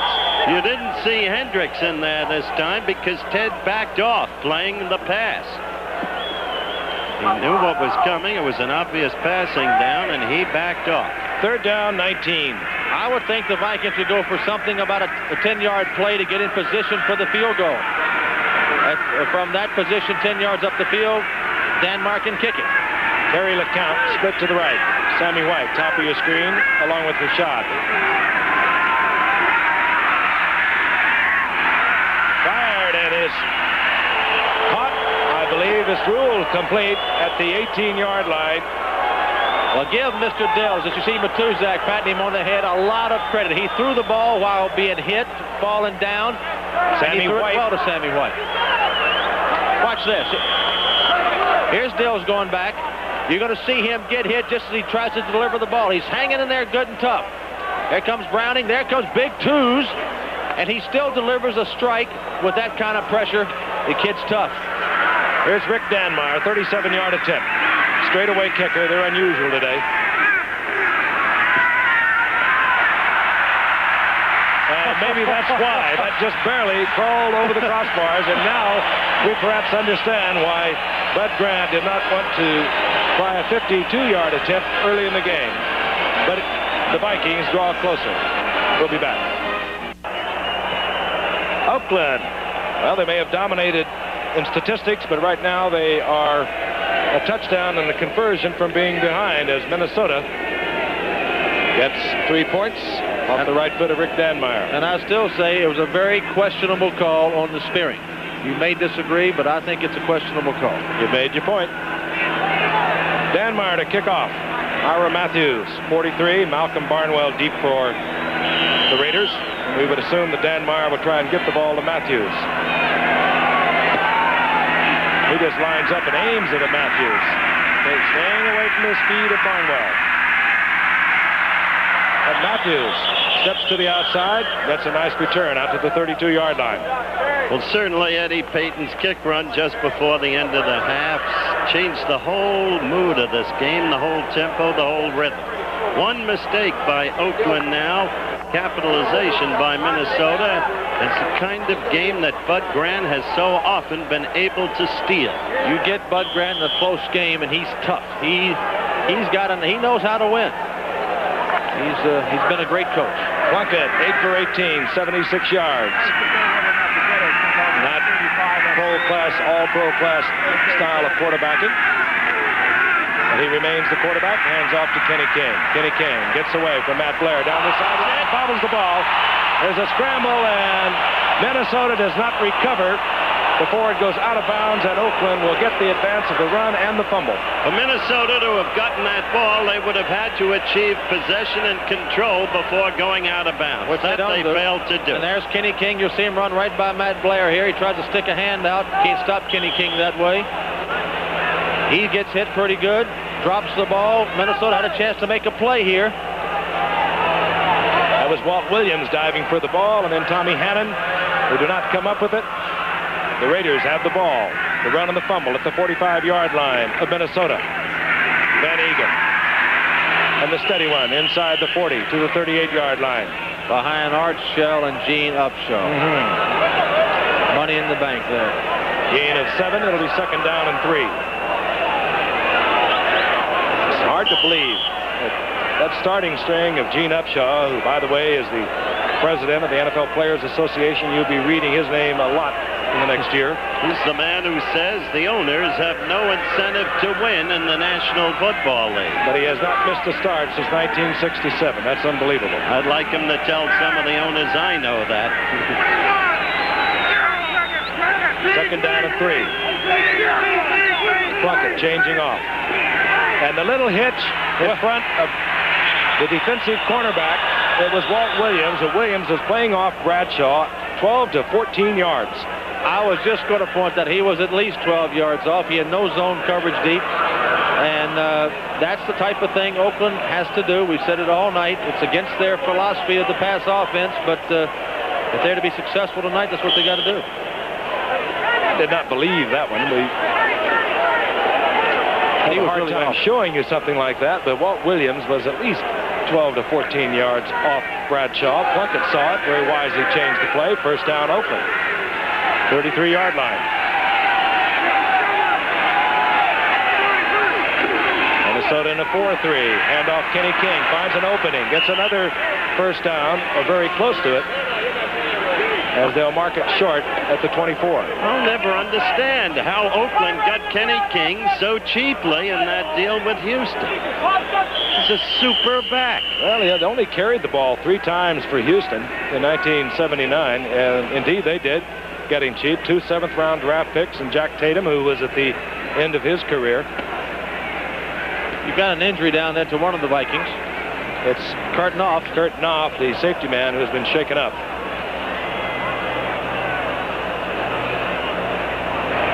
Knopf appears to be all right. And there's the youngster we spoke of. That's the backup quarterback with Tommy Kramer hurt. That's Wade Wilson, a rookie from East Texas State, 8th-round draft pick. Behind him, oh, Fran, you'll have to get your polyester off and slide down there. Well, I've been by the phone all night, and Bud hadn't given me the call yet. No, I saw you talking to him today. He just stoned me, though. I'll tell you, I have to be concerned about young Steve Dills. He's been taking an awful beating back there. And as you mentioned, Wade Wilson has no experience at all, hasn't even hardly taken a snap. 2nd down and 1 as they have marked the ball at the 24-yard line.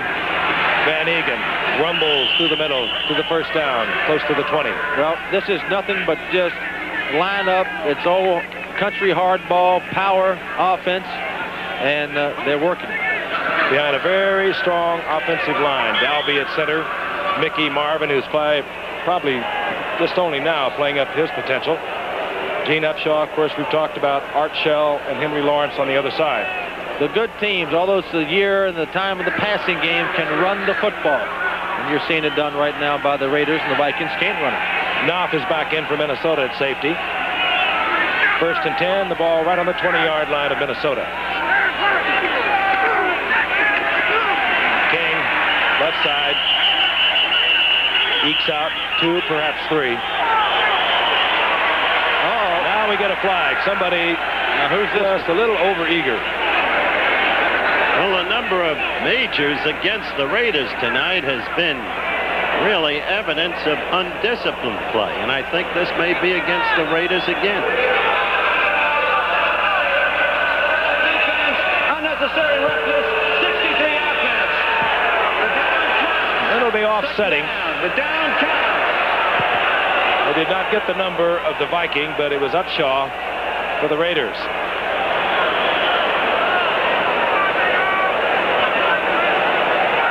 Number 59, we are told. That would be Matt Blair. And Matt Blair will hear about that from Bud Grant tomorrow. Bud Grant does not tolerate 15-yard penalties for personal fouls or unnecessary roughness. And if he would tolerate it, it would be from Matt Blair. He might keep him around. 2nd down and 8. This is Van Egan following the block of Kenny King. And Van Egan inside the 15, down around the 12-yard line. Giff, as I watch Van Egan with the number 30 on his back run, he doesn't have a lot of speed, but he's a hard-nosed player. I think of a great player that played with the purple jersey in this stadium for many years, one Bill Boom Brown, who wore number 30 very proudly. He still comes out here late at night and runs around with it on. I'm sure he does.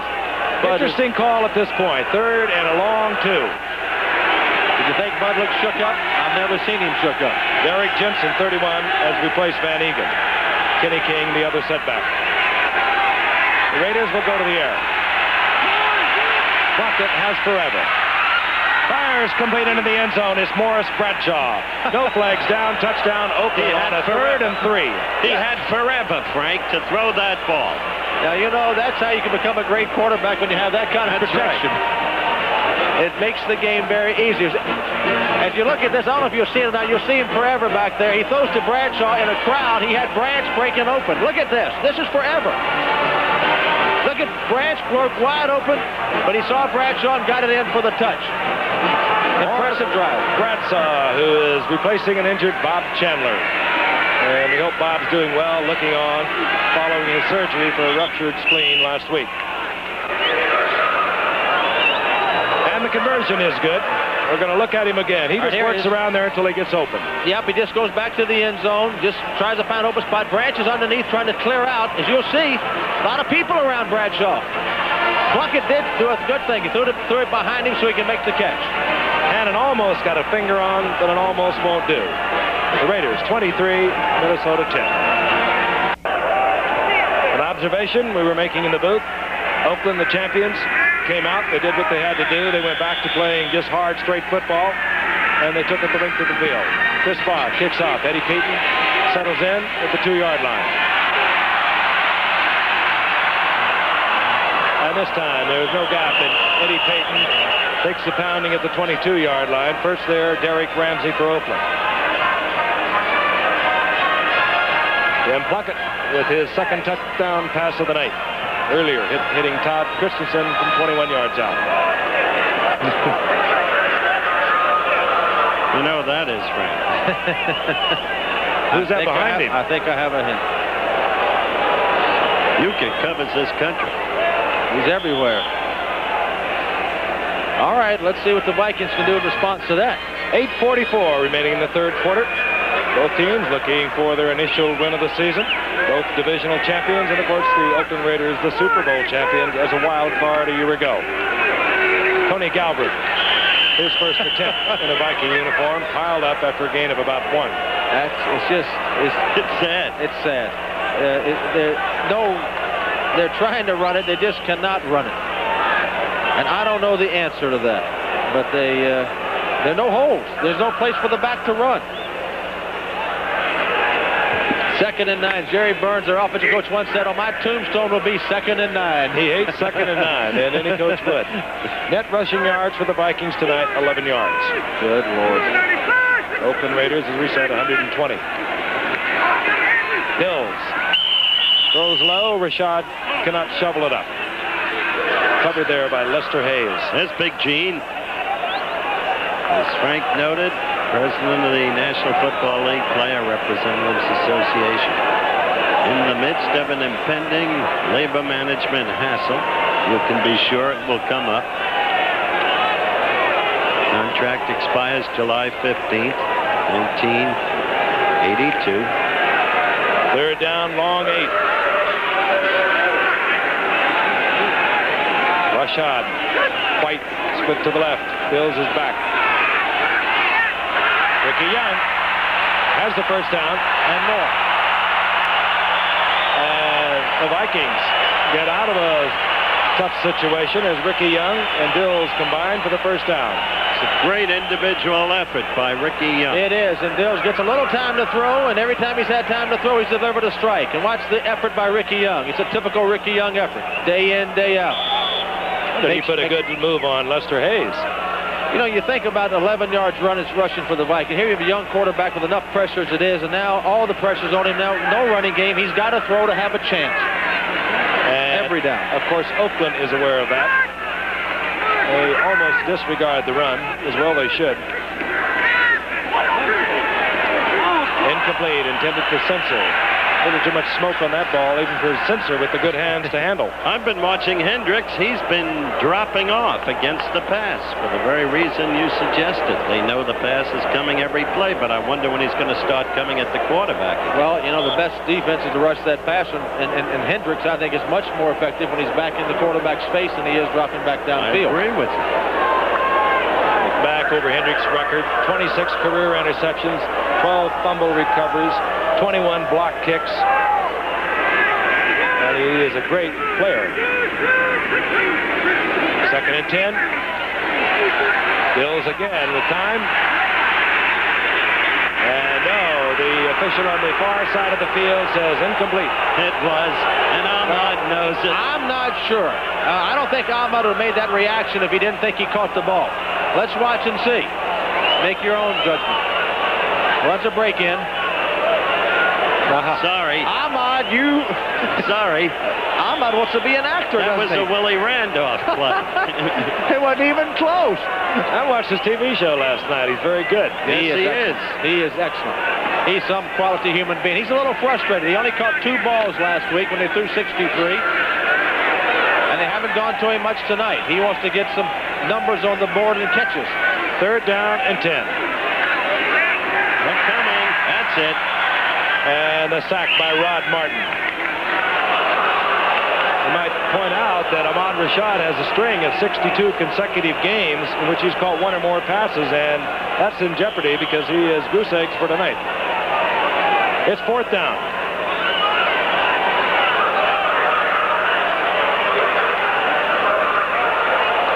Ray Coleman in, Ira Matthews dropping for Oakland. There he is, at about his 33-yard line. Got a little breeze in his back. A lot of breeze in his back.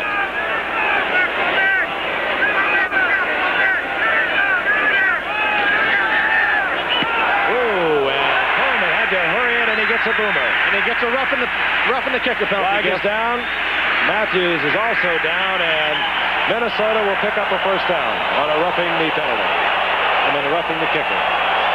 I'll tell you what. Can't believe the number of majors against Oakland. Major, which shows how dominant they are, because they had major penalties, 4 or 5 tonight, and they're still leading 23-10. Here it goes. I think Lester Hayes. Ted Hendricks. Well, Lester Hayes went by him, and here comes somebody else. Well, who's hitting him? Todd Christensen got a little bit. Hendricks tried to stop. Well, I don't. That is absurd. That is absurd. That's a bad call. That is the worst. Those punters are sacred. The punter moves into Hendricks, and Hendricks gets penalized. I do not believe that. They practice it. I do not believe it. I don't care what they do. The officials are supposed to have a measure of intelligence. And he's sitting right there watching it. Third down and first down and 10, rather, following the roughing.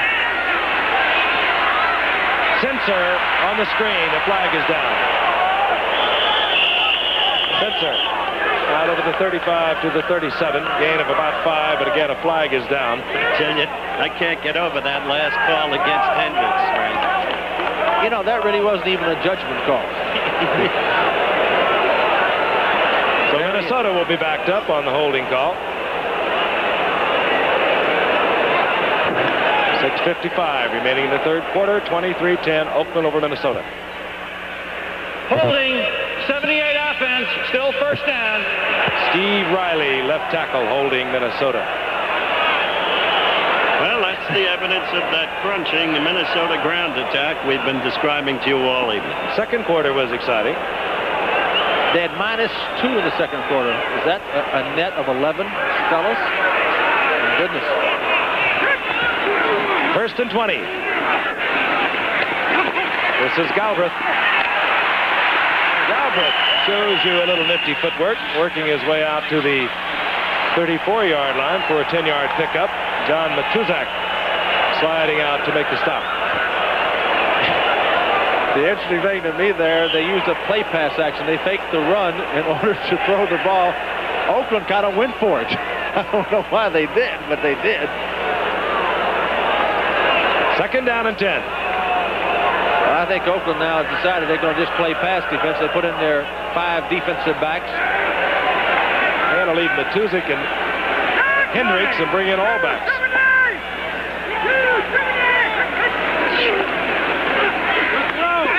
Sensor, and the big tight end steps out of bounds near the 37-yard line. Otis McKinley was there to make sure. Tell you that first down. That McKinney hits like a linebacker. Well, you know, Howard, the Oakland defensive backs are young and big. Burgess Owens is the most veteran guy back there that kind of holds them together, but they're young and big and fast. Good-looking group of people, and they got a #1 draft choice, Ted Watts, who we haven't seen, that they think is going to be a great defensive back. Well, we did see him briefly, but... Third down and 7. Ahmad Rashad, split to the right. Sammy White goes out left. Here comes the pass rush. Stills has to hurry, and he gets it to Sensor, but he drops it. That time he was on target. Under pressure, he hit Sensor right in the hands, and that brings up fourth down. Hey, Sensor had a great year last year with 42 receptions. As we look again. Low angle with the reverse angle. Here we go. We'll see it come right into Sensor, and you'll see him drop it again, I'll promise you. Ooh, great basketball player with great hands.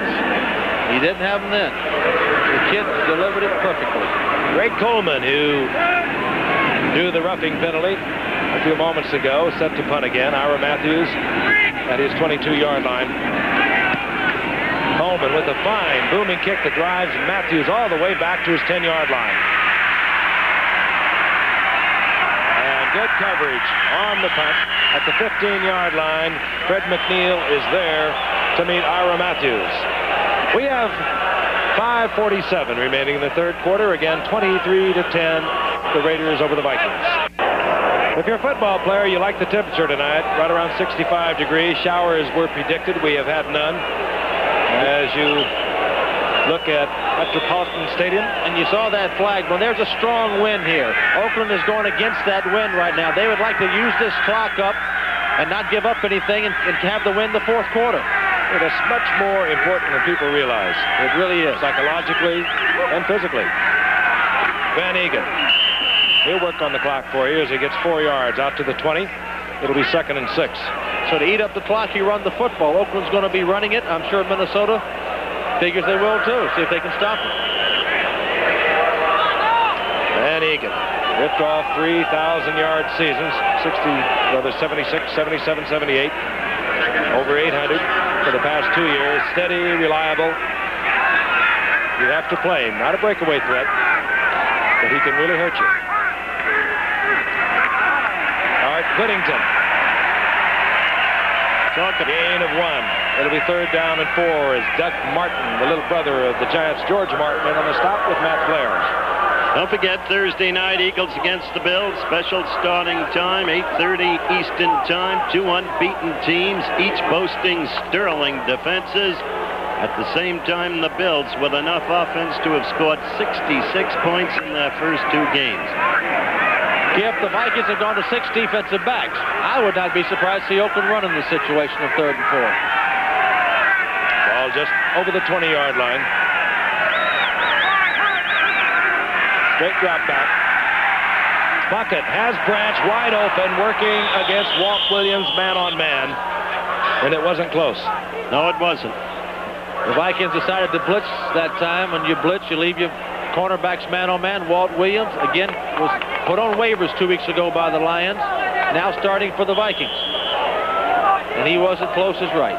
But not many people are on Cliff Branch when it's one-on-one. You have to respect that speed. He maybe has slowed up a step, but he had so much when he started 10 years ago at about 9-1 that, well, that really doesn't make any difference. How about slowing up to 9-2? 1st and 10, 37-yard line. Flag is down. Bucket going for Whittington. Incomplete. And Willie Teal almost had his 2nd interception. Gene Barth and his crew getting a lot of action tonight. Motion indicated against the Vikings. The Raiders, Howard, have been successful with the short passing game and the running game. They go to the long pass again, and what happens? Should have been intercepted. Danger. Don't quite understand it. Again, the options being explained to Matt Blair. Illegal motion, 78 offense, penalty refused, 2nd down. Instead of a 1st and 15, Minnesota wanted a 2nd and 10. I taught you well, Bud. That's a good decision. That's reflective of the finest winning record in the National Football League. They haven't Oakland Raiders. They haven't been bad on Monday night, have they, Howard?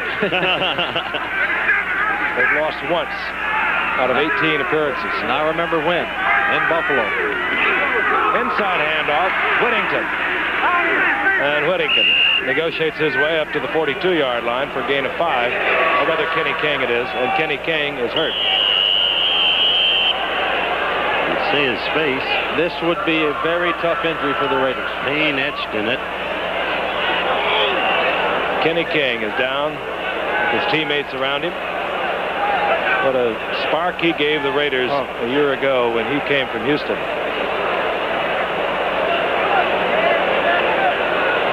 Gene Upshaw, the senior citizen of the Oakland Raiders in more ways than one, standing by. You know, you can play this game for a long time. You can watch a lot of football. You never like to see injury. You never like to see this. You never like to see the pain of it. It's inevitable, not pleasant. Again, there's Kenny King on the night. All right, here we have a low-angle look. The Plunkett handed off to Kenny King. Inside handoff, straight blocking. Let's see if we can see the hit. Gets hit up high. Well, while we're watching, Kenny King is up on his feet, and I would almost have to think that he got the wind knocked out of him, because that is the most agonizing feeling there is, and now he appears to be all right. Boy, he does look all right. I think No you're right. sensation quite like it. When the wind is gone, you can't breathe, you can't catch your breath, and you think it's all over. We'll get a report. 3rd down and 5. 4:05 and the clock moving here in the 3rd quarter. 23-10. The Raiders, who have dominated leading the Vikings. 6 defensive backs. The run still isn't a bad thing to do here. He threw last time in the situation. Whittington is in there with Van Egan. Flag is down. Plunkett dancing around. Fires the ball out of the flat. Complete out there to Whittington. Well, Cliff Branch was offside for sure, but the Vikings also had somebody to jump. They could call both of them. This is like a preseason game in terms of miscues. Cliff, it was you, my friend, is one of them. Well, Cliff knows it. He nods his head approvingly. Yeah. Says one of their guys was doing something wrong.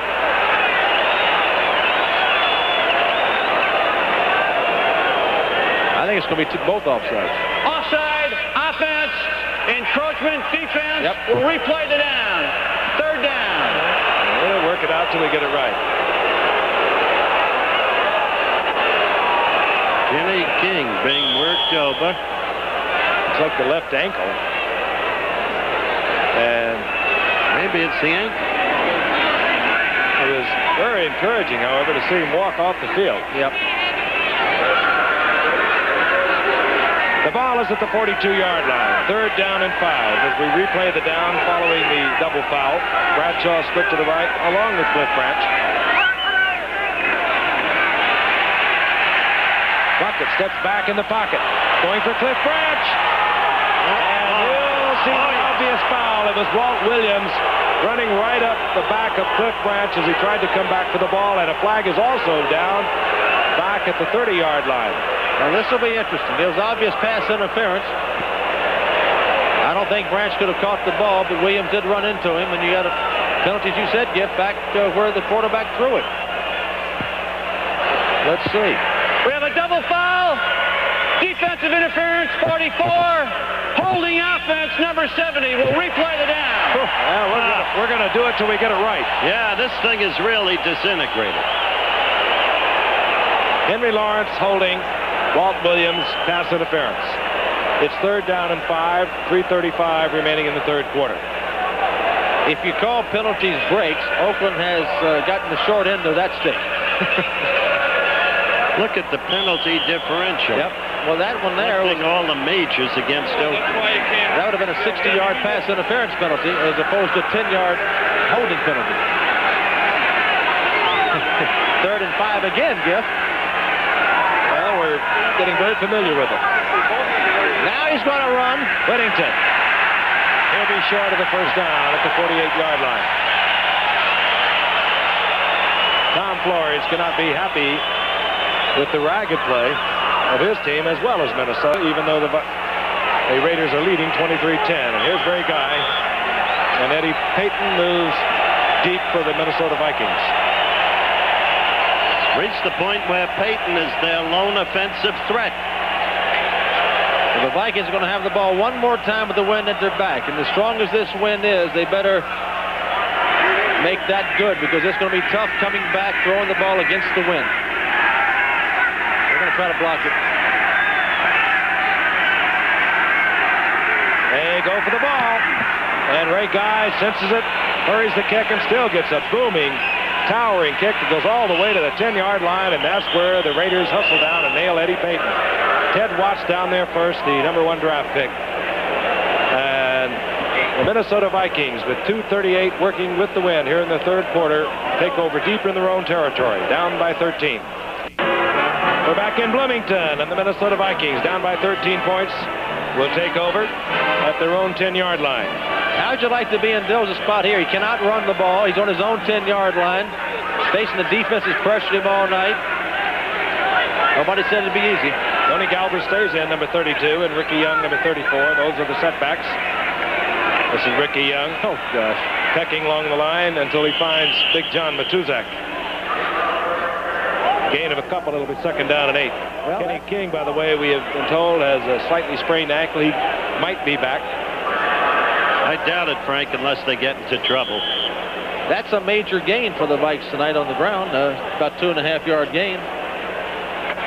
Moves them up to 13.5 for the night. Whatever have that old adage about setting up your running game to make the passing game go.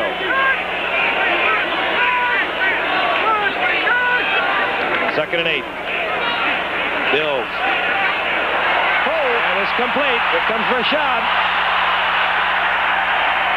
Ahmad Rashad has kept his string of 62 games intact, and he has also put the Minnesota Vikings from the shadow of their goalpost to midfield. There he goes, the play pass action. The Raiders only had 3 defensive linemen. They got no pass rush out of that. They have time to throw the Rashad. Quite frankly, Howard, I don't know why the Raiders are standing in a 3-man line. The Vikings can't run. I don't either. They might as well go to a 4-man line. The only way they've nullified their own best defensive effort. That's right. Hendricks. I don't understand it. And they're not blitzing off the 3-man line then. First and 10 at midfield. They blitz this time with Hendricks. The play action again, and a flag is down. The intended receiver was censored. See the difference with Hendricks rushing? Yeah, right back in there. Holding the Vikings, and they are beginning to make the major mistakes. That, of course, coming your way on Saturday. And Notre Dame going against Michigan. Notre Dame #1 getting off to their winning ways already early in the year. Again, 1:30 Eastern, 12:30 Central, 10:30 Pacific. College football. 2 of the big names over the year, Notre Dame and Michigan. The ratings again, according to the Associated Press. Ron Yerry holding for Minnesota. And Giff, first down and 20. Congratulations to Bill Curry of Georgia Tech for his major upset over Alabama last week. Nobody thought he could do it, but old Curry did.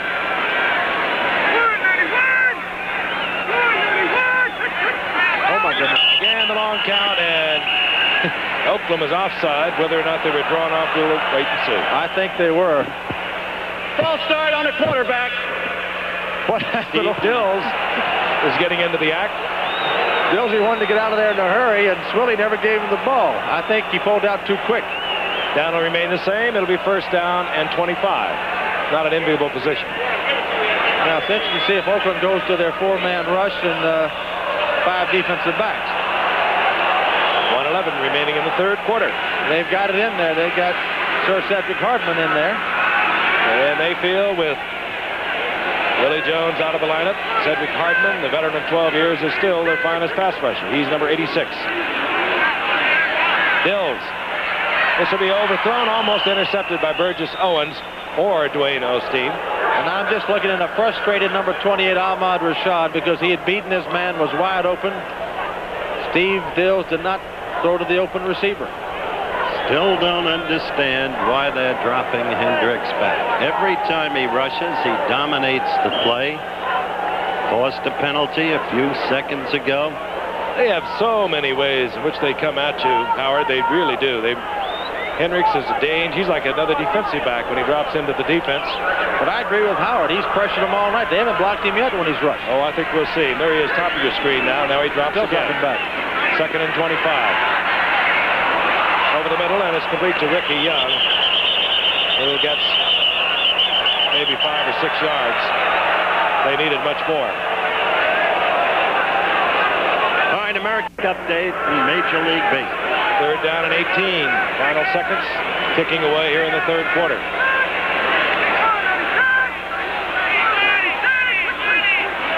Bills back. Going deep. There's double coverage on Sammy White, and a flag goes down. We could have pass interference. Yep, that's what it's going to be. Lester Hayes, Burgess Owens were in great position. There was no reason for the interference.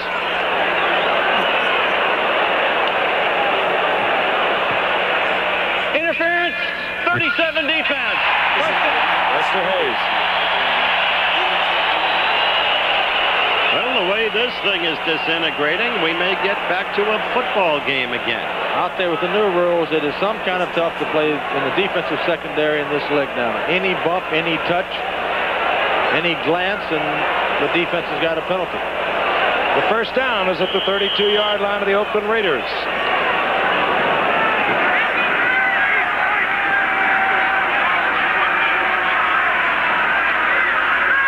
Bills looks it over. 3-man down front for the Raiders. And hanging it up deep, intended for Sammy White, who was knocked off, as was Ahmad Rashad. Well, that's the end of the third quarter with the score of the Oakland Raiders 23, the Minnesota Vikings 10. We begin the fourth quarter here in Bloomington, Minnesota. Minnesota Vikings on the move because of an interference call against Lester Hayes. They have a first down and 10 inside the 33-yard line of the Oakland Raiders. They trail 23 to 10, or rather a second down and 10. Joe Sensor, the tight end, is in motion. Dills going to Sammy White. He's there and inside the 10-yard line, stepping out of bounds. Down at the 7-yard line, it'll be first and goal to go. And no flags. All right, here is the end zone. Dills gets a little time. He needs time to throw this corner pattern to White. Matuzak's in his face. He makes a good throw. White beats McKinney. I don't care how good you are man-to-man when you give him time. Watch Dills take another lick as Matuzak comes in.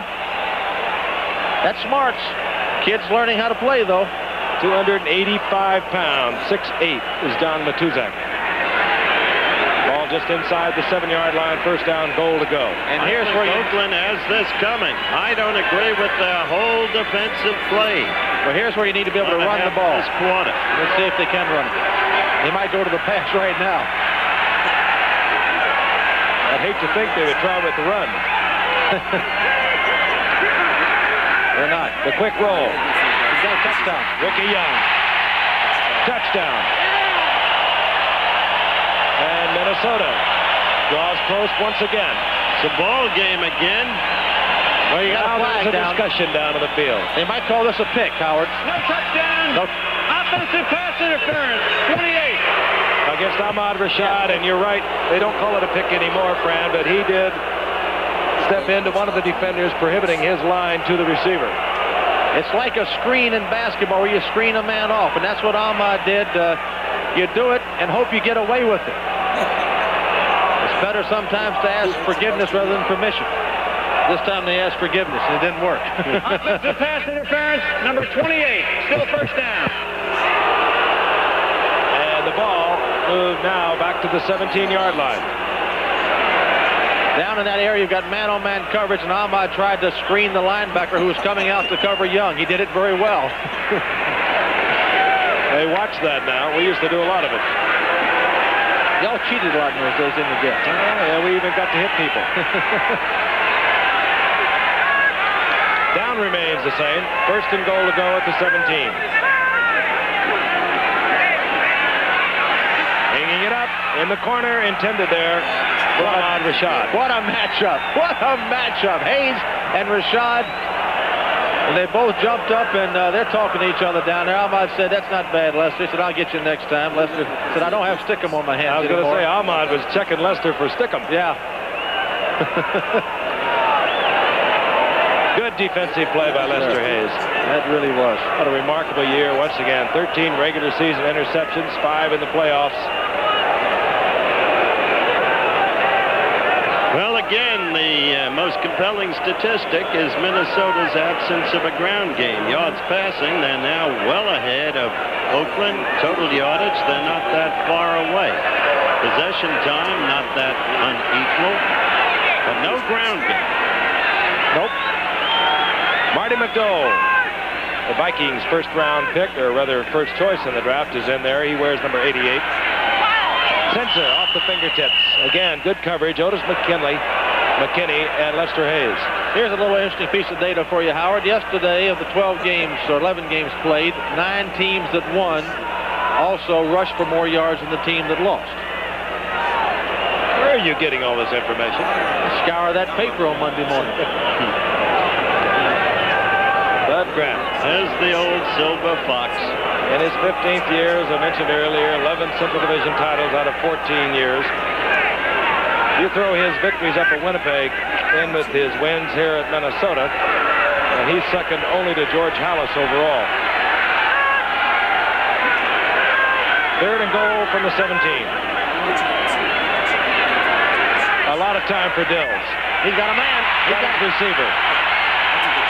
Sammy White. And we will have a fourth and goal to go. And I don't think there's any decision here. He's got to go for the touchdown. They'll mark it inside the 4-yard line. Get the play in quickly. Let the team settle down. Frank, I just don't understand in professional football why Oakland is playing this kind of defensive game. Well, they could not get the play in. Again, both teams are on the same side of the field. The Vikings are furthest now from the offensive huddle. So timeout is called because this one the Vikings desperately need. A touchdown, and they draw within 6 points of the Oakland Raiders. All the discussion has taken place.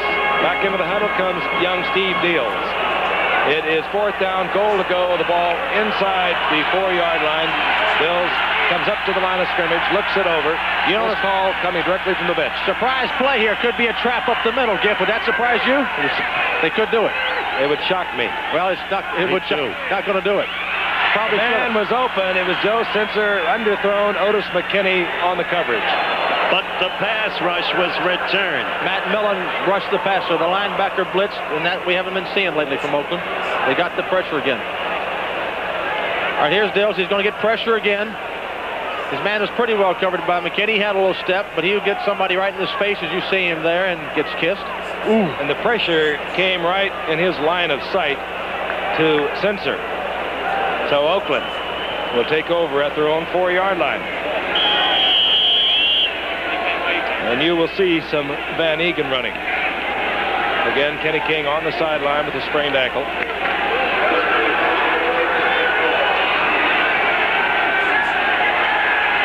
The 2 tight ends are in. That's for additional blocking. Van Egan. Van Egan moves out over the 5 to the 7-yard line. Gain of 3. It'll be 2nd down and 7. In my opinion, the whole Viking drive was made possible, even though it failed, by the absence of the pass rush, as Oakland changed its whole defensive strategy. And penalties again. Every drive they've had tonight has been the result of some kind of penalty against the Oakland Raiders. By the way, this town's pretty excited about the young Minnesota Twins. Today, won their 7th in a row. Red hot ball club in the second half. Look how far Walt Williams is off of Cliff Branch. He's about 14 yards off. He's got to throw it all night. Van Egan, left side, finds an opening, gets out over the 10-yard line. And Minnesota is saying they've got the football. The Raiders are saying they do not. You know, I know that when you're in this situation with that kind of lead, ball control looks good. When you got a cornerback playing 14 yards off your end, there's no safer play in the world than it's to throw a hitch out there. None whatsoever. Because fumbles are part of the game down there. 3rd down, call it 3, as they mark the ball at the 11-yard line. We're in the 4th quarter. Shabbily played game, both sides. Yet there is much on the line. Both these teams lost their opener. San Diego and Oakland's division, along with Kansas City, have won their first 2. Plunkett. Man is open. Cliff Branch. And almost picked off. Good defensive play by Willie Teal. But not a good throw by Jim. He laid the ball up too high. Branch had his man beaten easily. And if he'd have put the ball on a line like he can do, he would have had a big play. Watch Branch. You'll see him beat his man to the post. There's no free safety out there. He's got nothing but the middle of the field. And he straightens him up with a high pass. And it gave Teal a chance to make a play.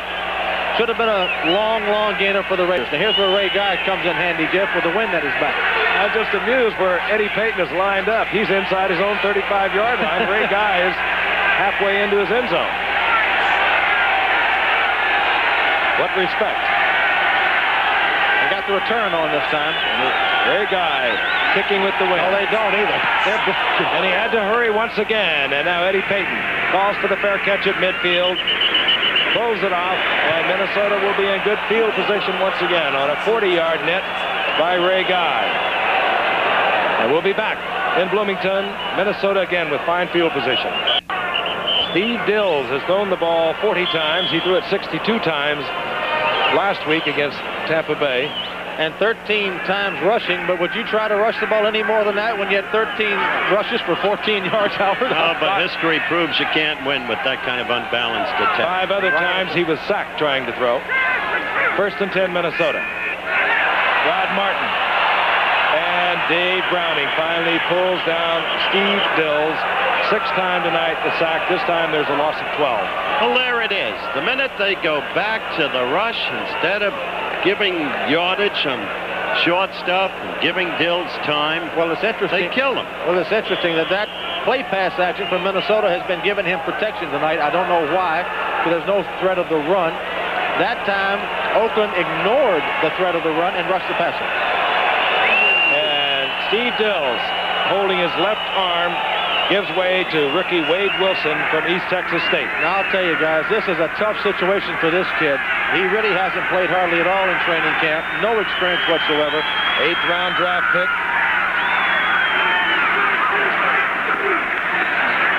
Flips it out quickly. This is Tony Galbraith. He comes back in, gets back to the line of scrimmage, and that's all. Guys, I got to leave. I see Bud motioning to me. I'll say I'm going down to the field.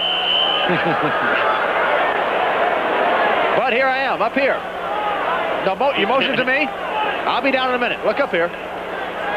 So it's 3rd down and 20, and there is another injured player down on the field, another Viking. 4-year letterman at East Texas State was Wade Wilson. Played as a pocket passer, completed 338 out of 660 attempts for over 4,000 yards and 32 touchdowns, but he's playing in a different league at the moment. So Wade Wilson has replaced Steve Dills with an injured Tommy Kramer, still unable to perform. Should be interesting. We'll be back with the action in a moment. Green Raw rookie is in the lineup at quarterback. Wade Wilson, an 8th round draft pick from East Texas State. 3rd down and 20. That's not a good situation to come in on. Look at this. Sammy White. Look at this. Sammy White, that's the 1st down, I do believe. Again, it will depend upon where they mark it. Very fine pass. It was a wonderful pass. How many? Here's a low reverse angle. There's a great picture. You see Sammy White making his break. You see Wilson throwing. Well, a linebacker had to fall down, but Sammy's in position. Wilson delivered the ball. And we got a 1st down. Strange things happen. It was the slip that enabled the completion. Had a Joe Cap spiral on it. 1st and 10. Such happenings are legends made. Wade Wilson. Look at this. Complete to Tony Galbraith. 9-yard pickup.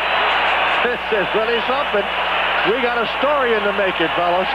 Saw left shoulder for Dills, and Wade Wilson, frankly, as Red said to Scarlett, you know. I know what you're going to see a lot of by Oakland. When you get a young quarterback in, you try to show them a lot of movement along the line of scrimmage. You show them a lot of blitzes. Try and upset. Look at Bud laughing. He can't believe it either. Bud can't believe it either. He's down 13 points. 10 minutes, 20 seconds left to go. And he's got an unknown quantity of quarterback that is 2 for 2. Ricky Young, right side, gets the 1st down with the strong running game of the Vikings. Bud Grant actually did show the first smile I think we've ever had on our ABC cameras.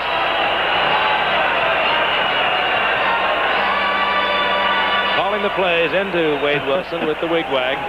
Bud had no Vikings' first rushing 1st down of the night. He had no idea that he'd have to play Wade Wilson, the quarterback, I can assure you. And the kid is doing okay. Hasn't even played in preseason. No. Hadn't even played in practice. Here comes the safety blitz, Otis McKinney. And quickly, Wilson recovers, gets on the ball, but there is a loss. Back to the 39-yard line. Now, McKinney showed you something tonight, didn't he? Watch this. Now, here's what you should do. There's no way he knows there's going to be a corner blitz or a safety blitz. McKinney comes from the blind side. A veteran quarterback has to watch him line up, and he can kind of sense they're going to come like that and has to get rid of the ball. This kid has no idea. He's never seen it before. Never has. He still doesn't know who hit him. 2nd down and 20. Oakland's had 7 sacks, Minnesota 3, but the kid kept his presence, recovered the football. Oh, he did all kinds of blitzes.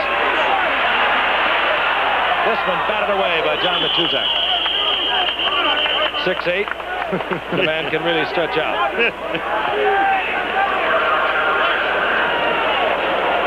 There's those twos. First player picked in the draft in '73. He's had quite a journey through the NFL. But he found a home, didn't he? Signed up the WFL, court threw that out. Traded by Houston to Kansas City, then sent to Washington. They let him go. He's played superb football here at Oakland. You'll like that move. I like it. Uno Mini. That's not bad. All right, this is kind of getting exciting with old Wade. Let's see what he's going to do. Rookie, second-round draft pick. Marty McDowell is in there. They're not blitzing. They're giving him... There's it is. The blitz was his arm in motion. This could be 6 points. I think... It's going to be Cedric Hardman. And it was Howard Long. We talked about him earlier that really popped Wade Wilson, coughed the ball up. Cedric Hardman picked it up. The arm was not in motion. It was a fumble, and Cedric Hardman has scored for Oakland. Howard Long, last man at Villanova. Villanova's last football team. And the legend will have to wait. Yep, I'm afraid it will, but the kid did well. I'd like to see that replay again. It looked like to me he had another slippy like Stills did a while ago. Let's watch it. There he goes back. He must have that right arm in motion. All right, let's see if he does. He had it back. He had it back, and I don't know. No, it wasn't going forward till he had lost the ball. The entire Viking offensive unit, they wouldn't have caught Hardman in any event, but they just kind of relaxed. That's the furthest Hardman's run in 10 years, Frank. Oh, he had some great years with the 49ers before joining Oakland a year ago. Here's Chris Barr. Through the uprights. And Oakland is beginning to put the Vikings out of their misery. And they do have some with quarterback Tommy Kramer unable to play. Now Steve Dills, the backup to an injured Tommy Kramer, also out of the lineup, and the rookie Wade Wilson in. Not happy times for Bud Grant. With his 1 and 2 quarterback both out of action. An offense without any resemblance of a running game whatsoever. But his owner, Max Winter, still has a sense of humor. He just in the next booth, and there's a glass pane separating us, took out his billfold, took out all the money from that fold, held it up as an enticement to Sir Francis, come back. And I said more. He sent somebody out. Short kick, looking to pick it off, and it's covered by Minnesota at the 30-yard line. It was Marty McDowell, the rookie from Mississippi State. Now, Giff, you posed an interesting question. What happens if Wade Wilson goes down? And the way they're hitting him, they'll find Bobby Lee. Bobby Lee. He's got more lives than the cat. He keeps coming back and back and back. There he is, 6'3", 212 pounds. I see Max. Max, hold up that money again, Max. Principal owner of the Vikings. That's some guy. 8:38 remaining in the game. Tony Galbraith, a single setback. Sammy White, Marty McDowell, the rookie from Mississippi State with the blazing speed, is in there now. This is Sammy White. Ball thrown low, and he settles at the 32-yard line for a gain of a couple. And he got to meet Ted Hendricks, too. I imagine he always wanted to get Ted's autograph, and he had a chance right there. You think back, how old would he have been? Ted's been around 14 years. Got Wade Wilson, 22 years old. Well, I guess he'd have been 8 out there. He'd have been 8. He probably would like his autograph. Yeah, I'm sure he would. 2nd down and 8. Ahmad Rashad spits out to the right. Marty McDowell to the left.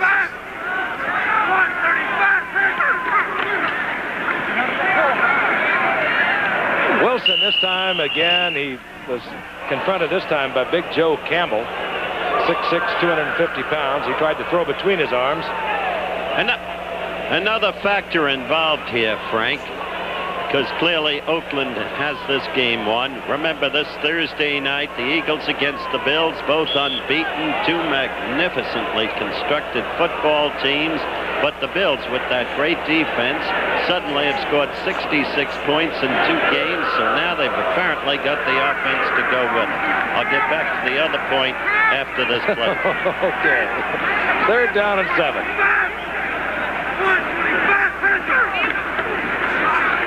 Wilson. And that been caught and almost was taken on the deflection out of the hands of Rashad by Sammy White.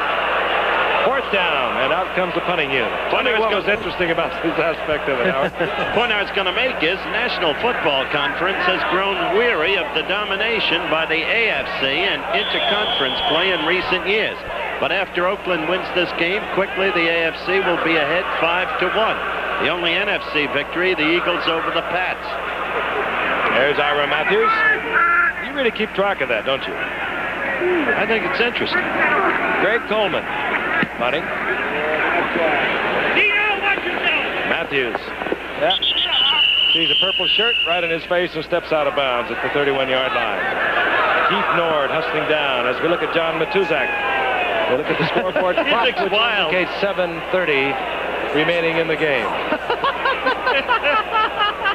Good practical. Well, in case you missed it, this was the high point of the final quarter. Our most exciting moment. Those are not Eddie Davis eyes. Look how much bigger. And Browning. He makes Browning look like a little boy, and Browning is, what, 245, 250? 6'5", 245, and he looks like Matuzak's little kid. He does, doesn't he? All right, 1st and 10 for the Oakland Raiders. The ball inside their own 31-yard line. The game well in hand. Nothing they can be terribly proud about, but when you look back at the end of the season, it won't really matter. No one will necessarily remember how it was played. Barnwell now split to the left. He has the blazing speed. I think the Raiders would like to see what he can do. Whittington over the left side. Not an easy night for this man, Ahmad Rashad. It's tough for quality players like Ahmad to be in a game when they get beaten like this. They're having to go with their third-team quarterback. He's been used to playing on championship teams here. It's not easy to be 0-2. He will never give less than 100%, however. He's that kind of a player. There was a gain of 4 at 2nd down and 6. Whittington over the left side. Plunkett. Flag is down. This is Malcolm Barnwell, and the Raiders really high on this youngster. Came up a year ago and missed the season with an injury. Great speed. Virginia Uni, a barn burner. Offside Oakland. Even Jim is getting tired of all these penalties.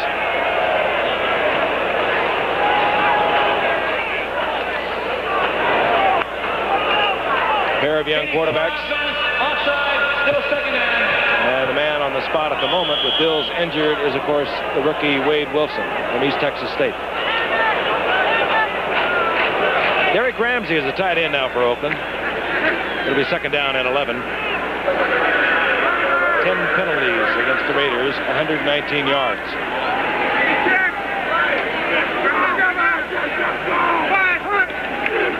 Whittington. Again, over Art Shell, Gene Upshaw. All right, here we go, guys. This telecast is presented by the authority of the National Football League. It is intended for the private use of our audience. Any rebroadcast or other use of this telecast without the express written consent of the National Football League is forbidden. I don't know, Dandy does that.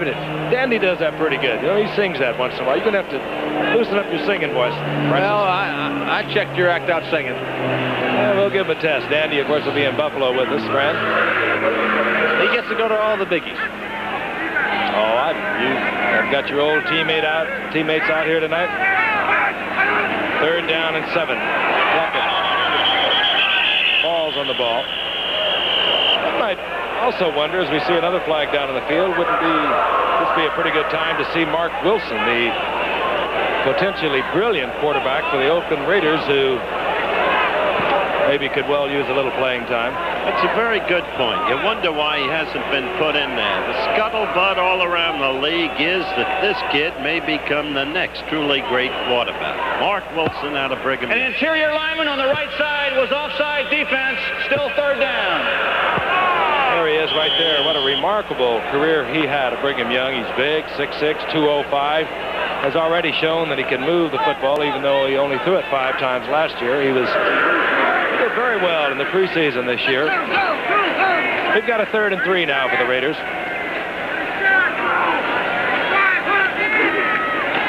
Plunkett. He's being pursued by Matt Blair and finally dumps it off in the general direction of Cliff Branch, and it brings up 4th down.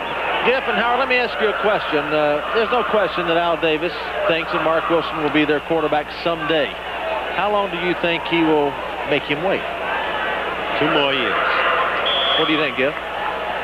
Well, I just thought he could, I don't believe to replace Plunkett at all after what he did last year, but I think it's a time when you could put him in there. Plunkett, let's face it, he took them to the Super Bowl. He earns the right to be in there, but up 30 to 10, 5 minutes left in the game. Let's face it, he's not going to hurt them. Jim Plunkett's the kind of man that would understand it. Probably like the rest. Ray Guy to punt. Eddie Payton way back. Flags are down once again. And the Vikings were offsides, and that'll give Oakland a 1st down. Their catch called for and made, and unless they were drawn off, that will be exactly the situation. We'd like to remind you about Nightline coming your way tonight on ABC, and it'll explore the controversial visit of the South African rugby team to the United States, a controversy that some say could even cost the U.S. the 1984 Olympics in Los Angeles. That's on Nightline tonight. They must have drawn him offside because the Viking did jump, but the guard must have moved in front of him, or the center moved the ball, one of the two. I'm not sure it makes a lot of difference at this point of the game. No, it doesn't. This has not been a tidy victory for a Super Bowl champion. Illegal motion, right guard offense, still 4th down. But they will take it because they'll have the first victory under their belts, and they didn't play that great early last year either. They really came together in the 45-34 victory over Pittsburgh. Well, you know, all your victories are not tidy, Howard. You take them any way you can get them, and you have them all tight during the season. Yes, they never remember at the end of the year. No, they... Next Sunday, Oakland will open up at home against Seattle. Ray Guy really bangs this one up high. We'll have ice on it, and a flag is down. I think we might have roughing. We might have roughing against Ray Guy. Yes, we will. Let's see if he acted his way to that penalty or he really got hit. I mentioned that Oakland will be home to Seattle. We'll look again. All right, here we go. Thank you, Mr. Forty. Let's watch this act. Or was it the real thing? There it goes. Sometimes it looks like kind of a candy way to bring that one even. That's another one. I was only trying to explain. A punter is so vulnerable when he's up completely off the ground, and that's why you really cannot touch him. There he is. There's my man, Mark Wilson. Everybody loves the young quarterbacks who have never played a whole lot. Remember that. I don't think they'll let him throw the ball unless he gets into a necessary position. And quickly, defensively, fine play by James White, the nose guard. Duck quiet, as they call him up here, a loss of a couple. Detroit will come here next week for the Minnesota Vikings in Detroit. They're a vastly improved team. Playing pretty good football. They played San Diego as close as you want to get yesterday and losing. That's right. They held the Chargers to under 60 yards rushing yesterday with their newfound running attack of Brooks and Muncie. Played very well. 2nd down and 12. Could be that Mark Wilson will put it in the air. Could be, but isn't. Whittington over the right side gets back to the original line of scrimmage. It'll be 3rd down and 10. Dennis Johnson is in there defensively. Now at linebacker. Here's a little trivia for it. First touchdown pass ever threw in the stadium was caught by the now offensive coach of the Detroit Lions. Former teammate of yours with the New York Football Giants. That's not trivia, that's trouble. Bob Schnelker. Oh, is Bob with Detroit? I can keep track of him. Yep. He's a great pal, but he has been traveling around the league, hasn't he? Number 85 he wore out of Bowling Green. That's right. They mark it up around the 38-yard line, so it's 3rd down and 9. Here's Wilson's first pass. Going for the speedster. Barnwell, touchdown. Oh-ho! That's the man that they're so high on. Malcolm Barnwell out of Virginia Union. Basically a rookie 61-yard touchdown from Mark Wilson, beating Walt Williams. Didn't take him long, did it? Nice throw. I saw him one time play a bowl game in San Diego. The first 3 times he threw the pass for Brigham Young were touchdowns like this. Just to wrist. Pretty spiral also, Francis. What a throw. Well, that was a nice throw. The guy had Walt Williams one-on-one, no free safety. I mean, it was a good play, but it's the first professional touchdown pass and the first professional touchdown by Barnwell. Chris Barr will tack on the insult. Almost. That's usually where Matt Blair comes over the top, and I'm sure it was. Yes, it was. Number 59. Although it was a low kick. Sets 11 NCAA records at Brigham Young, did this young man over 3 years. 29 touchdown passes as a senior. Over 3,500 yards in his senior year. He had 7 straight games of 300-plus yards. I'd say he has a future.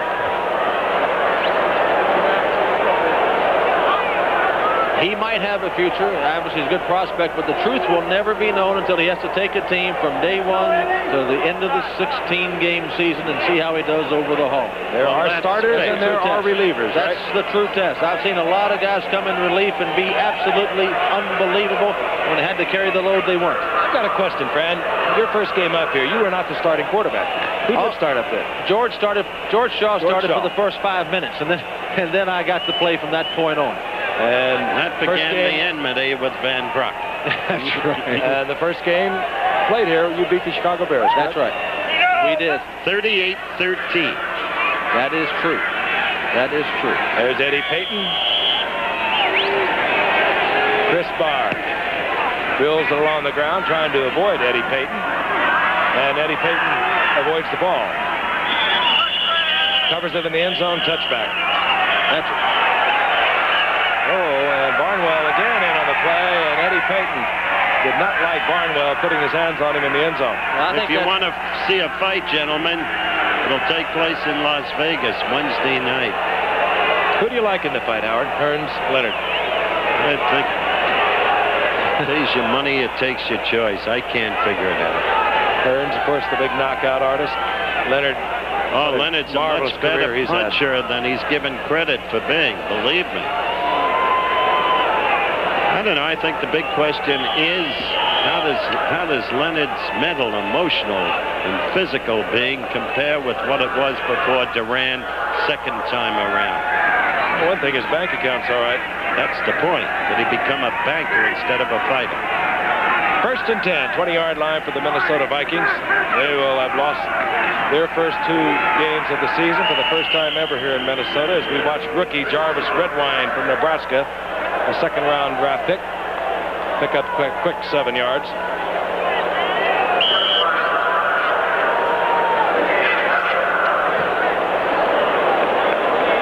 Those are the results of turnovers, as they usually are. Minnesota traded their first-round draft pick this past season to Baltimore,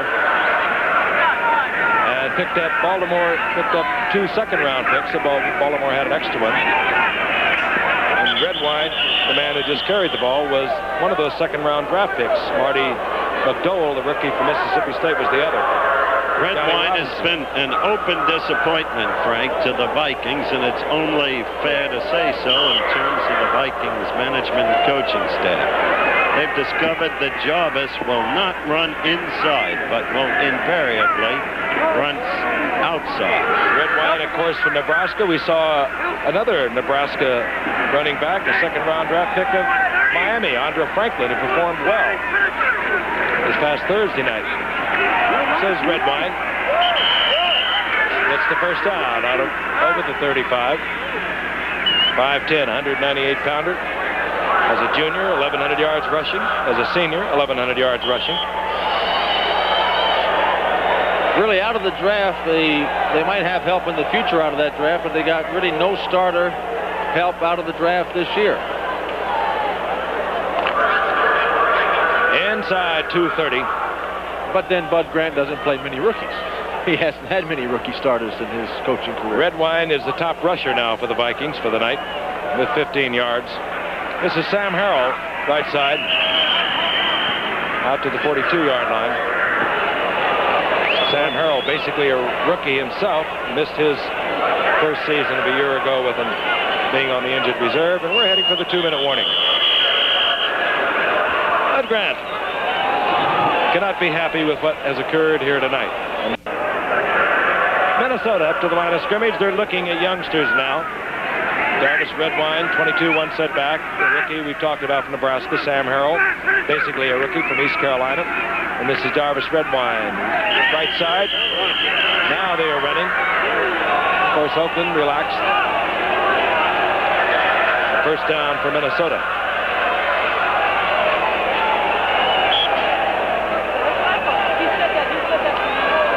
Stadium almost empty here as the final season of Metropolitan Stadium gets underway tonight, and a disappointing one, surely, for the good fans up here. And over the years, Fran, they have been good fans, great supporters. They really have. They've come out here to sell the stadium out in 10 below zero weather. It makes no difference to the weather here. They've been here to support this team. Okay, Wade Wilson, surrounded with a pair of rookies, did not like what was happening. He used the timeout. The Vikings have one. They have a little more than 1:20 remaining, and want to remind you again, if you haven't dozed off, that we are going to see quite a ball game on Thursday night at a special time again at 8:30. The Buffalo Bills with a tremendous defensive unit, and of course the steady, reliable Joe Ferguson, who finally has collected himself a supporting cast. First and 10.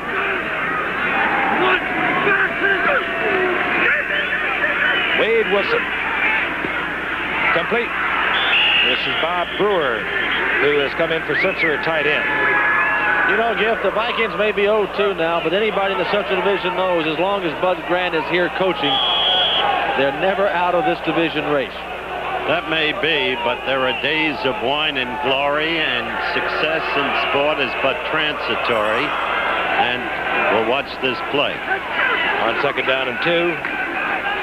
Redwine gets the first down. The basic fact is that realistically we are seeing a transition in power in the National Football League. Teams like Atlanta and Buffalo becoming first line. Consistency of excellence being maintained by Dallas and by Oakland. But Minnesota's in trouble. The draft choices aren't here. Pittsburgh has only 3 rookies on their whole team, part of their problem. So Chuck must begin to rebuild. Noel, of course, I mean. And the Rams' problems, nobody can figure out. On first and 10, Wade Wilson going deep. And, of course, coverage downfield provided by Dwayne Osteen, who is just kind of playing back there, center field. Clock stop at 5 seconds on it. And for this man, it's hard to say. They have not performed all that well, Howard, tonight, the Oakland Raiders. No, but this is the way they started last year, really, to come on. Somehow they make the plays they have to make. They're a consistently excellent professional football team. Now, Detroit is coming on. That much is clear. And surprising a lot of people, the early play of San Francisco. And there's a reformation going on, Frank. And in Oakland's division, San Diego and Kansas City. And don't forget the Packers. Wilson complete over the middle on second down and 10. That'll be the final play of the game. But Grant, as I said before, cannot be all that happy with what he's watched tonight.